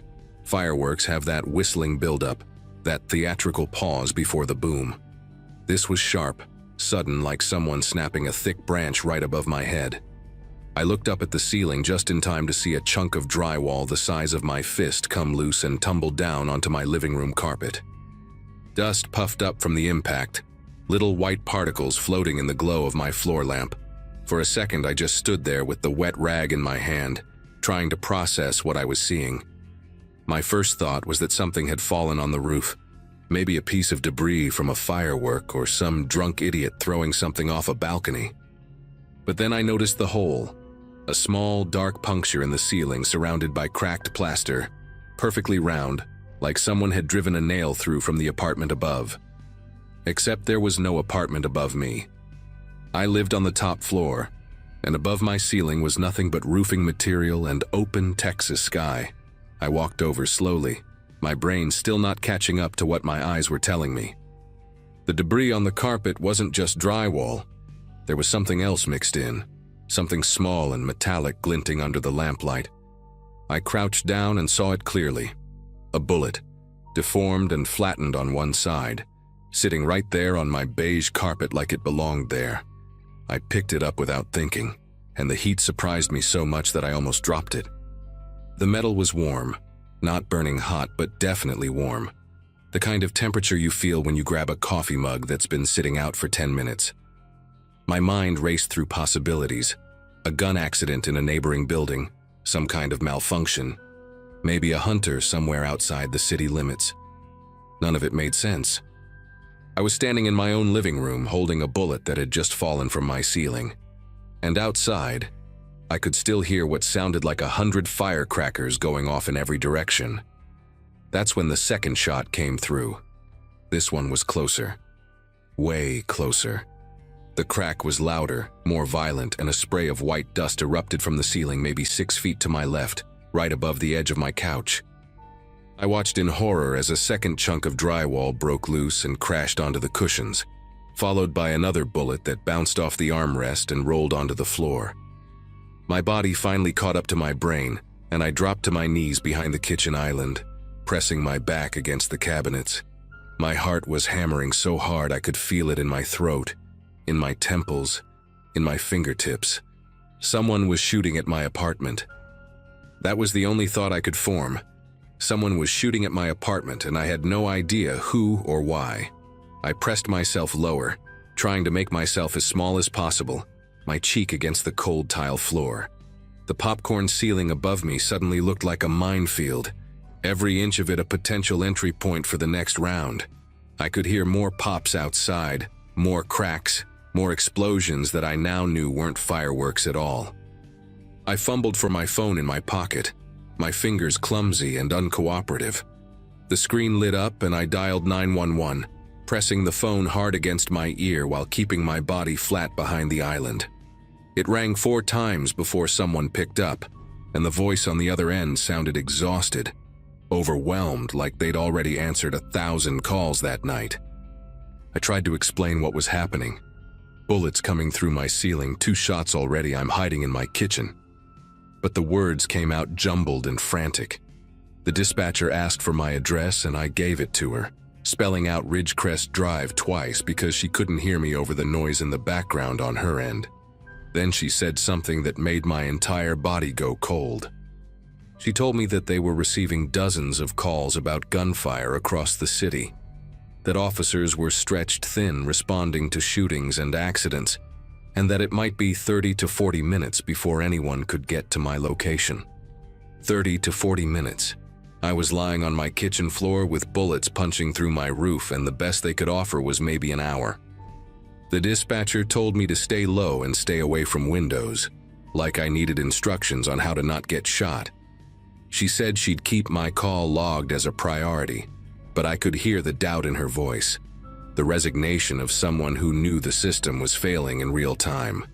I thanked her anyway and hung up, then immediately called Jerome. He picked up on the second ring, his voice groggy like he'd already fallen asleep in the car ride home. I told him what was happening, speaking fast and low, and I heard Patty gasp in the background when she understood. Jerome wanted to come back, wanted to drive over right then. But I told him no. The streets were chaos. People were firing guns into the air everywhere. And the last thing I needed was my best friend catching a stray bullet on his way to save me. He made me promise to keep texting him every few minutes, to let him know I was still okay. I promised, even though I had no idea if I would be okay, if any of us would be okay, if this nightmare would ever end. I army crawled from the kitchen toward the hallway, keeping my body as flat as possible against the tile. My bathroom was at the end of the hall, a small, windowless room with a cast-iron bathtub that my landlord had never bothered to replace. In that moment, that old ugly tub seemed like the safest place in the world, surrounded by walls on all sides, no ceiling exposure to the roof, just solid porcelain and iron between me and whatever was falling from the sky. I pulled myself along the floor, my elbows burning against the rough surface, my breath coming in short, ragged bursts. Another crack echoed somewhere outside, followed by a whoop of celebration and more gunfire. I realized then what was happening, why the bullets were coming down at random angles, why the police couldn't stop it. It wasn't a shooting in the traditional sense. It was celebratory gunfire. People all over the neighborhood, maybe all over the city, firing their pistols straight up into the air to ring in the new year. And what goes up, as they say, must come down. Every bullet that left those barrels was arcing through the night sky and falling back to earth with enough force to punch through roofing material, through drywall, through flesh and bone if you were unlucky enough to be in its path. I made it to the bathroom and climbed into the tub, pulling myself over the cold porcelain edge and curling up at the bottom like a child hiding from a thunderstorm, The cast iron pressed against my spine, hard and unforgiving, but I didn't care. I lay there in the dark, staring up at the bathroom ceiling, listening to the chaos outside. Every pop made me flinch. Every crack sent a jolt of adrenaline through my system. I kept my phone clutched against my chest, the screen lighting up every few minutes with texts from Jerome asking if I was still alive. I typed back one-word responses. Yes, okay, still here. Because I couldn't manage anything more. Time moved strangely in that bathtub. Minutes felt like hours, and hours felt like days. I could hear music playing from somewhere down the street, bass thumping through the walls, people laughing and shouting like the world wasn't raining bullets. At one point, I heard a woman scream, a sharp piercing sound that cut through everything else. And I pressed my palms over my ears and squeezed my eyes shut and prayed it wasn't what I thought it was. The third bullet came through around 1:15 in the morning. I heard it hit somewhere in the apartment, a distant thud followed by the familiar sound of debris falling. I didn't move from the bathtub. I couldn't move. My legs had gone numb from the awkward position, and my back was screaming from being pressed against the hard surface for so long, but none of that mattered. I just lay there, counting the seconds between each burst of gunfire outside, trying to calculate how many more rounds might be headed my way. I thought about my mom, who lived alone in a single-story house on the other side of town, and wondered if she was safe. I thought about Jerome and Patty, probably home by now, probably lying in their bed unable to sleep. I thought about all the New Year's Eves I had spent complaining about the noise, rolling my eyes at the reckless idiots shooting their guns into the air, never once imagining that I would end up cowering in my bathtub while their bullets punched holes through my home. The gunfire outside seemed to come in waves, intense barrages followed by brief moments of quiet, then building up again like a storm that refused to pass. Somewhere around 2:30, the shooting started to slow down. The gaps between bursts grew longer, the pops more scattered, the whoops and cheers less frequent. I stayed in the tub anyway, not trusting the silence, not trusting anything. My phone battery had dropped to 12%, and I watched it tick down with growing anxiety, knowing that if something else happened, I might not be able to call for help. At 3 in the morning, I finally heard sirens, not coming to my building, but somewhere nearby, maybe a block or two over. I wondered if someone had been hit, if that woman's scream I heard earlier had been more than just fear. I wondered how many people across the city were lying in bathtubs just like me, or hiding under beds, or pressing themselves flat against floors while the sky rained metal. The thought made me feel less alone and more terrified at the same time. By 3:30, the gunfire had mostly stopped, replaced by the distant wail of ambulances and the occasional bark of a dog. I waited another 30 minutes before I trusted myself to move, my muscles stiff and aching as I pulled myself up and over the edge of the tub. I walked through my apartment like a survivor, surveying the wreckage after a natural disaster. The living room was covered in a thin layer of white dust from the ceiling damage. I found 3 holes total, one above the carpet where the first bullet came through, one above the couch from the second, and a third near my bedroom door that I hadn't even heard happen. The bullets themselves were scattered across the floor, small deformed pieces of metal that had traveled through the night sky before crashing into my life. I picked them up one by one and dropped them into a glass jar on my kitchen counter, my hands still trembling from the adrenaline that hadn't fully left my system. The police finally showed up around 4:15. 2 exhausted officers who took photos of the damage and filled out a report that I knew would go nowhere. They told me that dozens of people had called in similar complaints, that at least 3 people in the greater Houston area had been hit by stray bullets that night, including a teenager who was in critical condition at Memorial Hermann. They gave me a case number and a pamphlet about victim services and wished me a happy new year on their way out the door. I moved out of that apartment 6 weeks later, broke my lease, paid the penalty, and found a ground floor unit in a quieter part of town where the neighbors are mostly retirees and young families. My landlord tried to charge me for the ceiling repairs, but I threatened to go to the local news with photos of the bullet holes, and he backed off pretty quick. Jerome helped me pack up my stuff, and when we carried the last box down to the moving truck, I looked up at my old living room window and felt nothing but relief. I still have those 3 bullets in that glass jar, sitting on a shelf in my new place like some kind of morbid souvenir. People ask me about them sometimes, and I tell them the story, and they always react the same way. Disbelief first, then horror.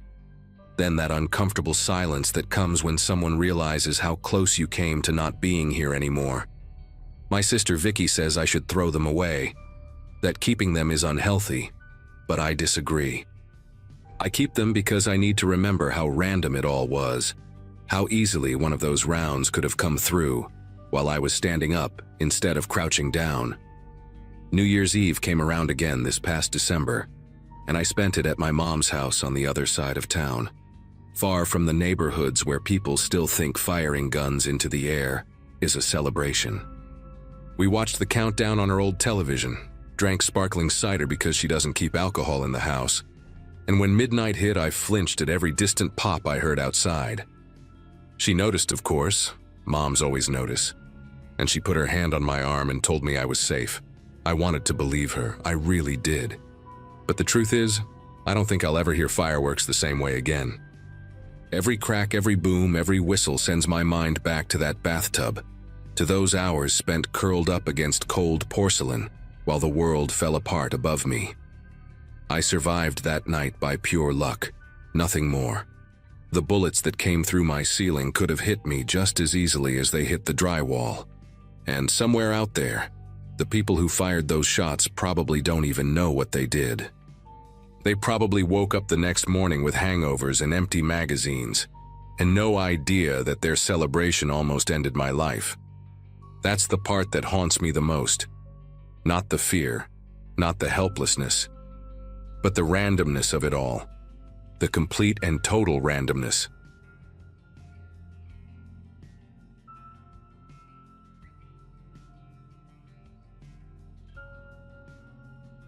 The last night of that year still sits in my memory with this strange mix of excitement and static, like a song that cuts out right before the best part. I'd headed downtown with my friend Marissa because neither of us wanted to spend New Year's Eve alone in our apartments again. The city had turned the main square into this giant glowing stage, packed with food trucks, metallic confetti drifting over everyone's heads, and a countdown timer projected against a building that reflected the lights like a cracked mirror. I remember feeling almost weightless from the noise and the closeness of people leaning shoulder to shoulder, just trying to see the fireworks better. At that moment, everything felt safe, crowded, but safe. Marissa kept tugging at my sleeve, pointing at strangers' ridiculous hats or couples rehearsing kisses too early. We laugh the way you laugh when you're trying to convince yourself the year will be different just because the clock says so. The countdown hit 0, and the square erupted with a roar so loud it felt like the air thickened around us. People jumped, hugged, screamed, and that huge surge of bodies moved in every direction at once. Marissa and I lifted our phones to film, trying not to poke anyone in the eye, while fireworks exploded behind the skyscrapers in colors so bright they washed out the whole sky. It took maybe 2 minutes for the happy chaos to shift into something far more frantic. The crowd started pushing toward the metro entrance we needed to reach, and our steps got pulled into that tide whether we wanted them to or not. Marissa was right in front of me, literally an arm's length, her hair full of glitter, her silver scarf trailing like a tail behind her. I kept my eyes on that scarf because it became the only anchor I had in the movement. By the time we reached the sidewalk near the metro steps, that anchor slipped. A group surged between us, drunk and loud, and bodies shuttled us apart in this jittery sideways motion I couldn't control. I tried calling her name, but the fireworks drowned everything out. I could still see the top of her head, but the stream of people pushed her forward faster than me, almost funneling her toward the entrance. It didn't feel threatening, just messy, so I figured she was getting carried ahead and would wait for me downstairs. My boot slid slightly on crushed confetti, and someone bumped my shoulder hard enough to tilt my balance. When I regained it, her silver scarf was nowhere in sight. Still, That didn't alarm me yet. It was New Year's Eve. People were basically a living river at that point. Inside the station, the atmosphere felt tighter, like the walls were amplifying every leftover shout and every echo from the street above. Trains were pulling in and out non-stop, trying to move crowds before things turned into another headline about injuries near the square. I stepped into the first car that opened, scanning faces quickly, expecting to see Marissa waving me over with that mocking, "took you long enough" expression she always used. Instead, my phone buzzed right as the doors were about to close. The message preview lit up my screen in this stark white box that didn't match the celebration at all. It was from Marissa, sent seconds earlier, and it read, "Someone's pulling me. Help." The doors slid shut in front of me before I could step out. The train lurched forward, but my mind barely registered the movement. That message didn't match the tone of anything we'd lived in the past hour, and the wording hit me with this sharp clarity that cut through the leftover excitement. I squeezed past a couple leaning against the pole and hit the emergency intercom before I could second-guess myself. My voice came out too loud, telling the operator I needed to get off at the next stop immediately. People stared, but no one asked what was happening. Everyone looked exhausted from the crowd. When the train stopped, I pushed through the doors the second they opened and sprinted up the escalator 2 steps at a time, my heart slamming against my ribs in a messy rhythm that had nothing to do with panic attacks and everything to do with the fact that Marissa wasn't answering a single call. Outside, the fireworks were still echoing across the downtown buildings, masking sirens and shouts from somewhere close. When I reached the street level, the police presence had doubled. Officers were guiding injured people toward makeshift aid stations, and I overheard someone mention crush injuries near the center of the square. That only added to the mess in my head, but I forced myself to retrace our route as precisely as I could. Every block looked slightly distorted, as if the combination of smoke, confetti, and leftover bursts of light had thrown a filter over the city. I followed the path we'd carved through the crowd earlier, checking the ground for anything familiar. A glove, a hat, a metallic noisemaker. None of it mattered. None of it was hers. My brain kept clinging to the last clear image I had of her. That silver scarf dragging lightly against the pavement as she pushed toward the metro steps. It took me several minutes to reach the spot where we'd been separated, and that's when I noticed a shape on the ground that hadn't been there before. The scarf lay half crumpled near the side of a maintenance doorway built into the station wall. The metal door was supposed to stay locked. Every local knew that. Yet it sat slightly ajar as if someone had nudged it with their foot while passing through. The scarf looked like it had been dropped mid-movement, not placed gently. I crouched and picked it up, and there was this faint smell of the cologne she'd been wearing earlier, mixed with something damp and metallic that didn't fit the night at all. I called her again, straight to voicemail. Something in my chest tightened, and I backed away just enough to catch a breath before leaning toward the doorway. Inside the narrow opening, a sliver of yellow light flickered, the kind produced by old bulbs that hum louder than they shine. The passage led downward, not deep, but enough that the sounds of the street faded into a muffled roar. A sign on the wall read, "Authorized personnel only," and the paint was peeling like bark off a dying tree. I hesitated because stepping in felt like breaking a boundary the city had drawn on purpose. But the scarf was still in my hand, and the message on my phone hadn't magically changed. I slipped through the doorway, keeping one hand on the wall because the floor slanted unevenly. The deeper I went, the more the tunnel carried this sharp smell of dust and wet concrete, and something else, something that reminded me of a basement after a flood. The tunnel curved left, then right, like it had been added in pieces over the years without any real planning. As I walked, the noise from above dissolved completely, replaced by the echo of my own footsteps bouncing off the walls in uneven patterns. That echo wasn't consistent, though. Every few seconds there was a second sound trailing mine, not synchronized, not repeated in the same rhythm. It felt like someone ahead of me was adjusting their pace on purpose. I kept calling Marissa's name, but the tunnel swallowed my voice, smothering the edges of it. The air grew heavier as I moved deeper, and the yellow bulbs blinked more frequently, making the whole place pulse like a heartbeat I wasn't part of. Eventually, the narrow passage opened into a larger service room filled with old equipment and cables, coiled across the floor like abandoned ropes. In the center of the room, a utility cart sat turned on its side, and behind it was a small alcove, no wider than a closet. I saw movement, tiny, hesitant, like someone pulling their hand away from the light. When I stepped closer, something shifted inside the alcove and a person rushed out, stumbling into me with so much force that we both slid across the dusty floor. It was Marissa. Her eyes were wide and unfocused, her voice scratchy from screaming in a place where no one could hear her. She kept saying someone had grabbed her wrist in the crowd and steered her toward the doorway, guiding her with this unsettling confidence, like they'd done it before. Before I could make sense of any of it, a shadow moved in the far corner of the room, a figure stepping back into darkness the moment our eyes met. The outline was tall, shoulders stiff, posture deliberate. Whoever it was didn't run. They simply retreated into a side passage with the slow certainty of someone who knew the layout far better than we did. I grabbed Marissa's arm, and we bolted in the opposite direction, retracing our steps through the tunnel as fast as our legs allowed.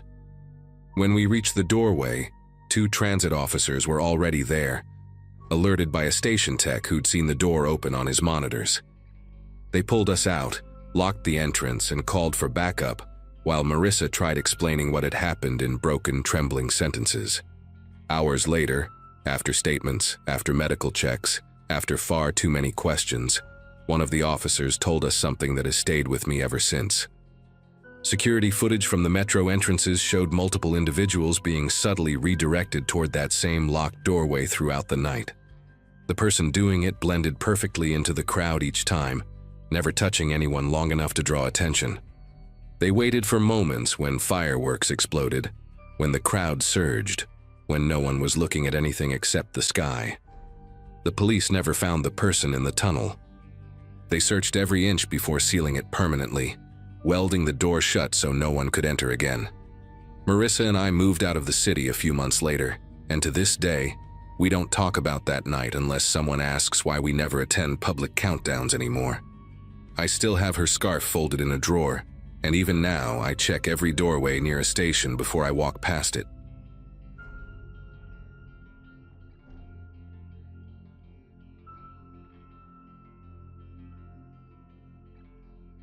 The drive home after the New Year fireworks usually felt like a small ritual for us. Windows cracked open to let out the smell of sparklers, heater buzzing, and my daughter half asleep in the back seat with one of her boots off. That night, though, the road cutting past the old industrial lots seemed darker than usual, like the streetlights were taking turns failing. I remember leaning forward in my seat, trying to make sense of the shapes outside while my brother, Mark, joked about how the town somehow looked older every year. We weren't in a hurry, just easing our way back after visiting relatives, still carrying that warm, tired feeling you get when the night went longer than planned.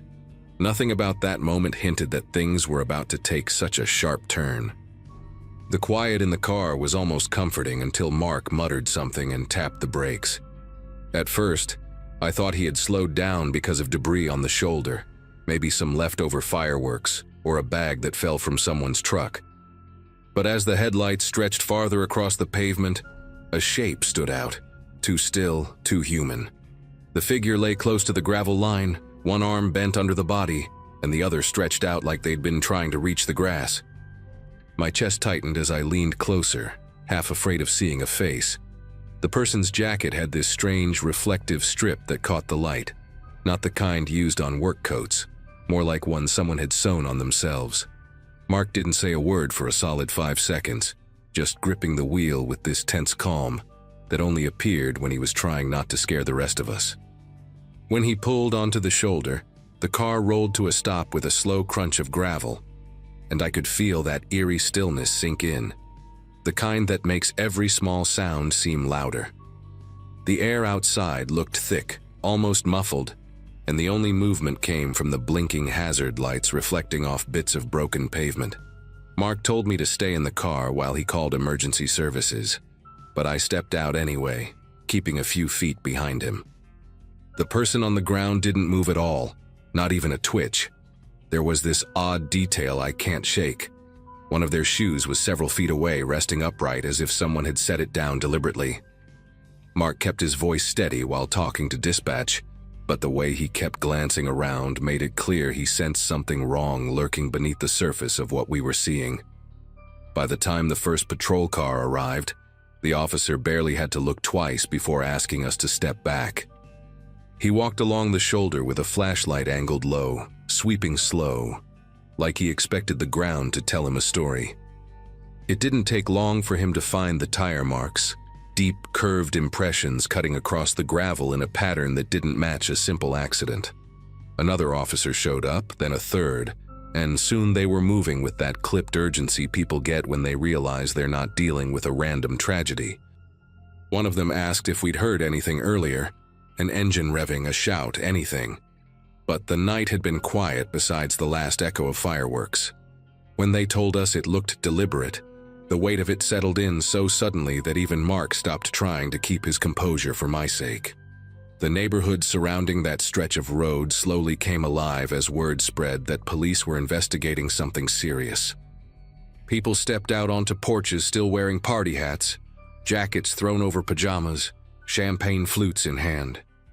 I remember a woman with a bright red scarf wrapped twice around her neck pointing down the street and telling an officer she'd heard a truck tearing through just after midnight. She described the engine as strained, like someone pushing it harder than it could handle.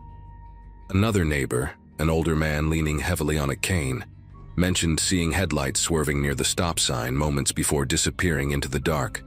The officers marked every detail down, but the way they exchanged glances made it clear these accounts were aligning in a way they didn't like. While they continued gathering statements, one of the detectives, tall guy, narrow face, hair pulled back so tight it almost looked lacquered, approached us.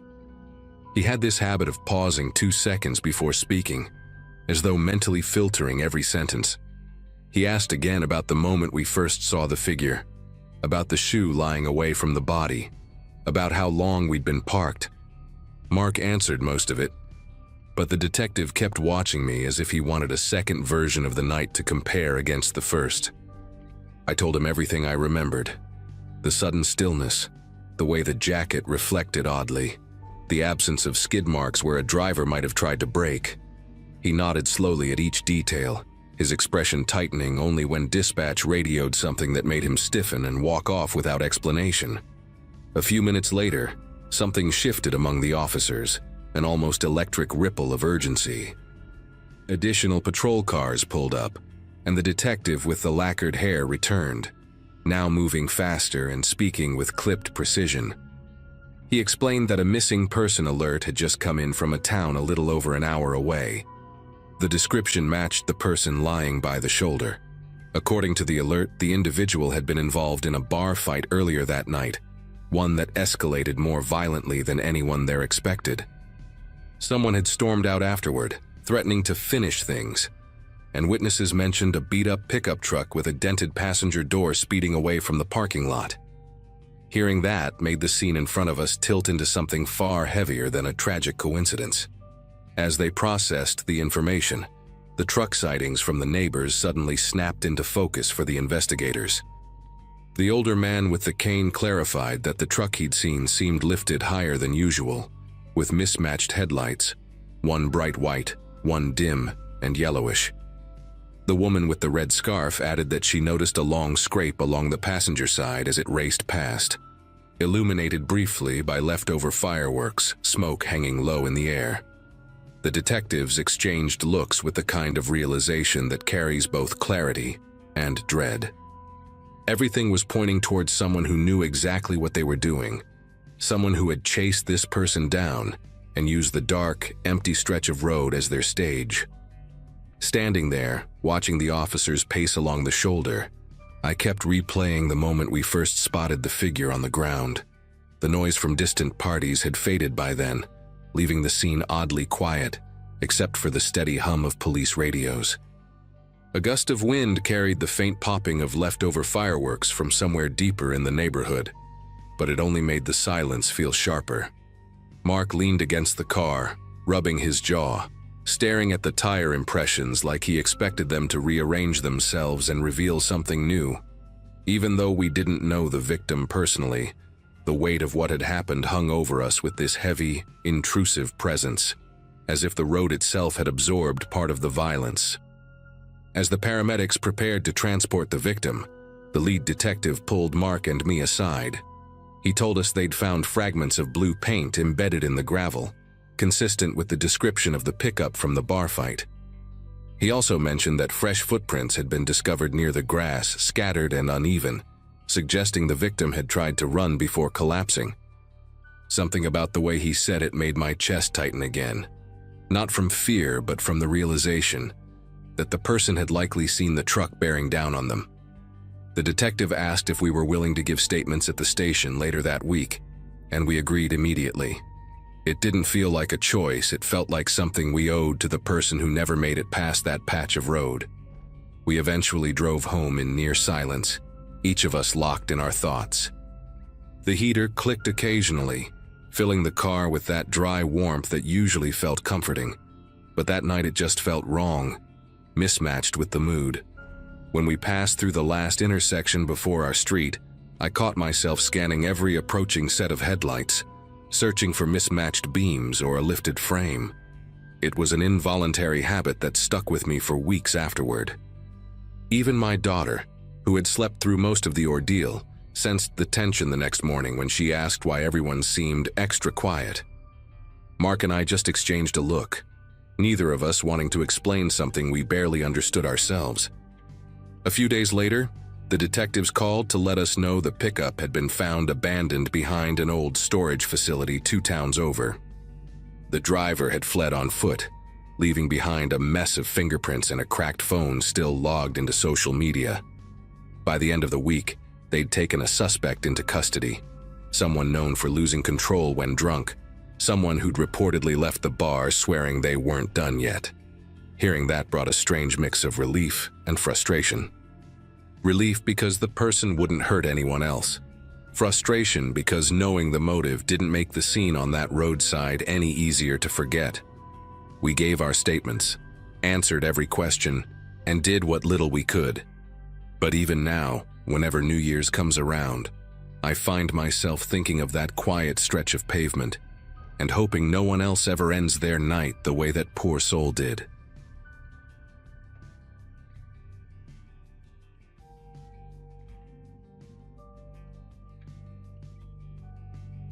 By the time that New Year's Eve rolled around, I'd been juggling too many things at once.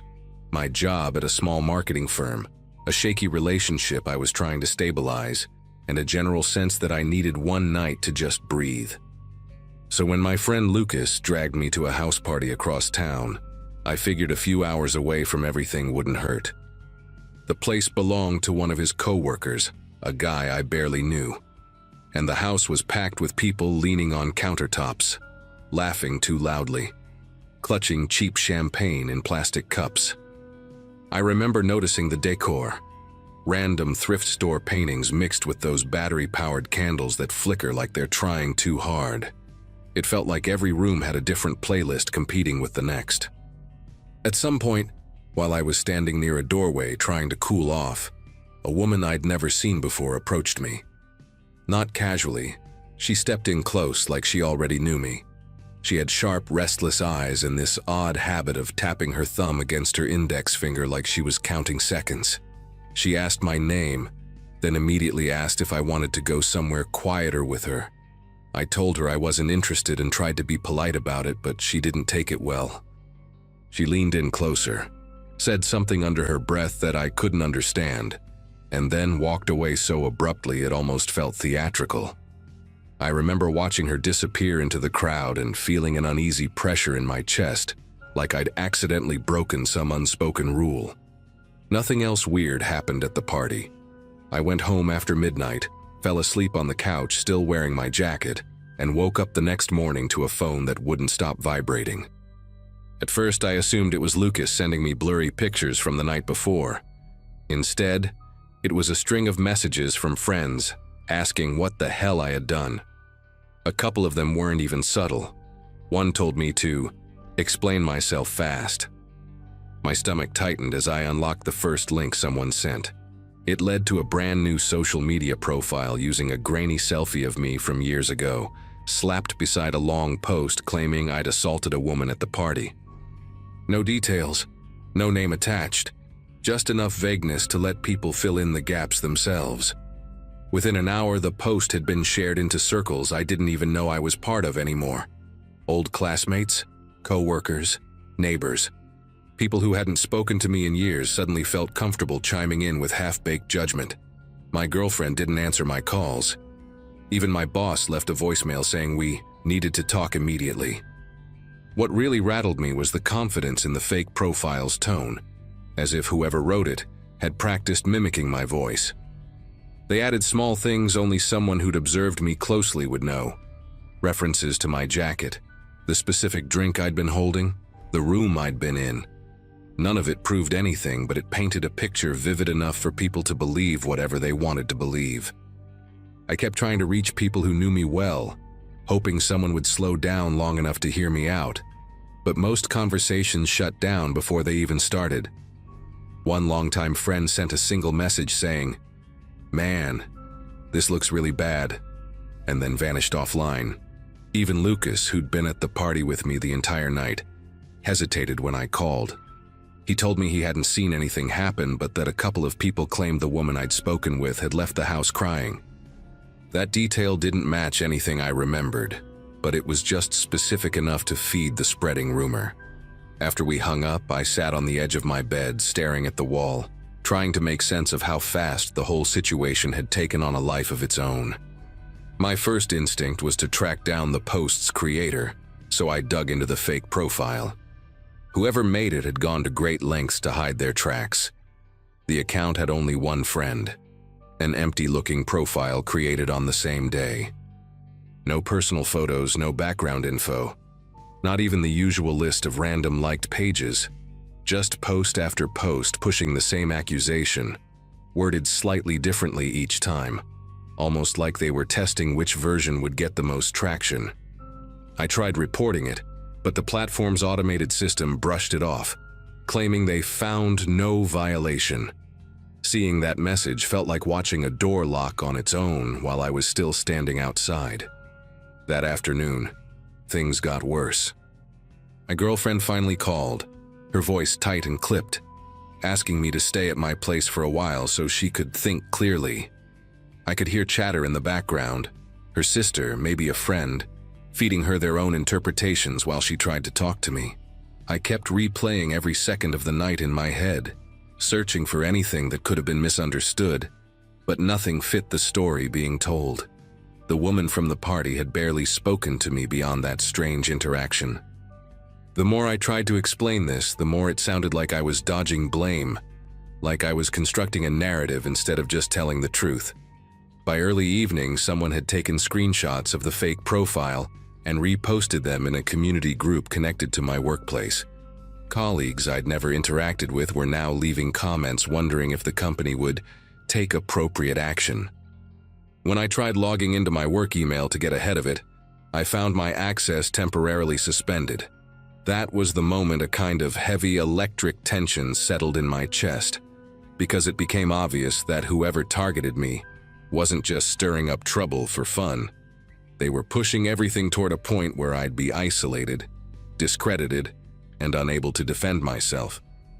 And the scariest part was realizing that the only person at the party who'd acted strangely was the same woman, whose name I still didn't know.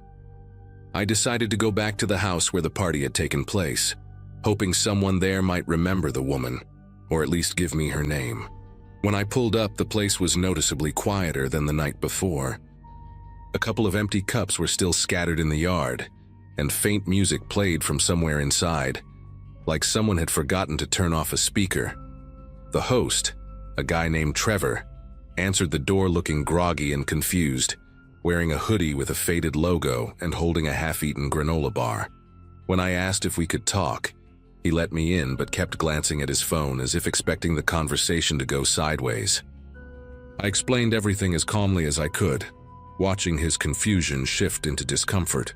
When I mentioned the woman who had approached me, he paused as if searching his memory for something that wouldn't come. He said he didn't recognize the description at all. Sharp eyes, constant tapping, that weirdly rehearsed way she spoke. He insisted he'd never invited anyone like that and would have remembered if she'd caused any trouble. The more he denied knowing her, the stranger the situation felt. He finally admitted that a few people had mentioned seeing someone crying near the bathroom, but nobody could agree on what she looked like. Some said she wore a dark jacket. Others insisted it was light-colored. One person swore she had short hair, while someone else was adamant she had long hair pulled into a braid. It was like people were describing 4 different women.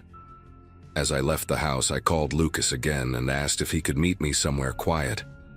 He showed up at a small coffee shop near the river, looking uneasy but trying to be supportive. I walked him through everything I'd found so far, and he leaned forward with both elbows on the table, tracing the rim of his cup with one finger while he listened. When I mentioned the conflicting descriptions of the woman, he nodded slowly and said something that stuck with me. It's like she wanted attention, but not an actual identity. That phrasing hit harder than he probably intended. The idea that someone could deliberately move through a crowd leaving such scattered impressions, barely consistent, yet memorable enough to weaponize, made the whole situation feel less random and more deliberate. On my way home, I decided to check the fake profile again, half hoping it had been taken down. Instead, I found a new post pinned to the top, a long message claiming I'd threatened the woman after she tried to get help. They even added a timestamp suggesting the argument had happened around the same moment I was outside talking with Lucas. The post included a blurry photo of the back of my jacket taken from an angle I didn't recognize. I hadn't felt watched at the party, but clearly someone had been paying very close attention to me. And seeing that picture, slightly tilted, taken from a doorway, made me realize that whoever started this had been close enough to brush past me without me ever noticing. When I got home, I called my brother, who's usually the level-headed one in the family, hoping he'd give me some unbiased perspective. Instead, he sounded wary, like he was choosing every word with caution. He told me he believed me, but he also said the situation was bigger than either of us expected. Someone had messaged him anonymously with screenshots before I even reached out, urging him to take distance for everyone's sake. Hearing that made something tighten behind my ribs. Not fear exactly, but a sharp awareness that the person behind this wasn't just tossing accusations into the void. They were reaching into my life with surgical precision, touching people I trusted before I could. I ended the call feeling like the walls of my life had shifted a few inches inward. That night I barely slept. Instead, I sat on my couch with every light on, scrolling through the fake profile again and again, trying to find a crack in it. Around 3 in the morning, a comment appeared under one of the posts, an account I didn't recognize tagging another person and saying, "Isn't this what you warned us about?" Curious, I clicked on the commenter's profile. Buried in their old posts was a picture from the New Year's Eve party, taken in the kitchen. In the corner, near a stack of red cups, stood the same woman who had approached me. Same restless hands, same intense stare. The photo was time-stamped hours earlier than when she spoke to me, but her expression was identical, like she'd been maintaining the same mask all night. And beside her stood someone I did recognize, Trevor, the host, laughing at something off camera. The next morning I went back to Trevor's house unannounced. This time he looked more alert, almost expecting me. When I showed him the picture, the color drained from his face. He admitted he remembered the moment it was taken and said the woman had shown up with a coworker of his, a guy I'd met once years ago at a different event. Someone I barely remembered. Someone who, according to Trevor, had left the party early without saying goodbye. That thread unraveled fast. I looked up the coworker's old posts, and the pattern hit me in an instant. Comments he'd made about people getting away with things. Vague rants about being overlooked, and several posts hinting at grudges against people who acted superior. It wasn't solid proof, but it was enough to piece together a disturbing possibility. That he'd orchestrated the entire thing out of resentment, using a stranger with enough social camouflage to stir chaos without being remembered clearly. I confronted him online, sending a long message laying out everything I'd connected. He never replied, but within an hour, the fake profile disappeared, and all the reposts from the secondary account vanished as well. My work access was restored the next day. My girlfriend came over that evening, and the tide of outrage slowly drifted away as people realized the posts were gone. Nobody apologized, and nobody admitted they'd been quick to believe a stranger over me. The whole situation just dissolved, leaving behind a silence that felt heavier than the accusations themselves. To this day, I don't know whether the woman was part of it or just someone he manipulated into playing a role. But every New Year's Eve since then, I catch myself scanning every room a little too carefully, wondering how close someone can stand without you noticing the damage they're about to cause.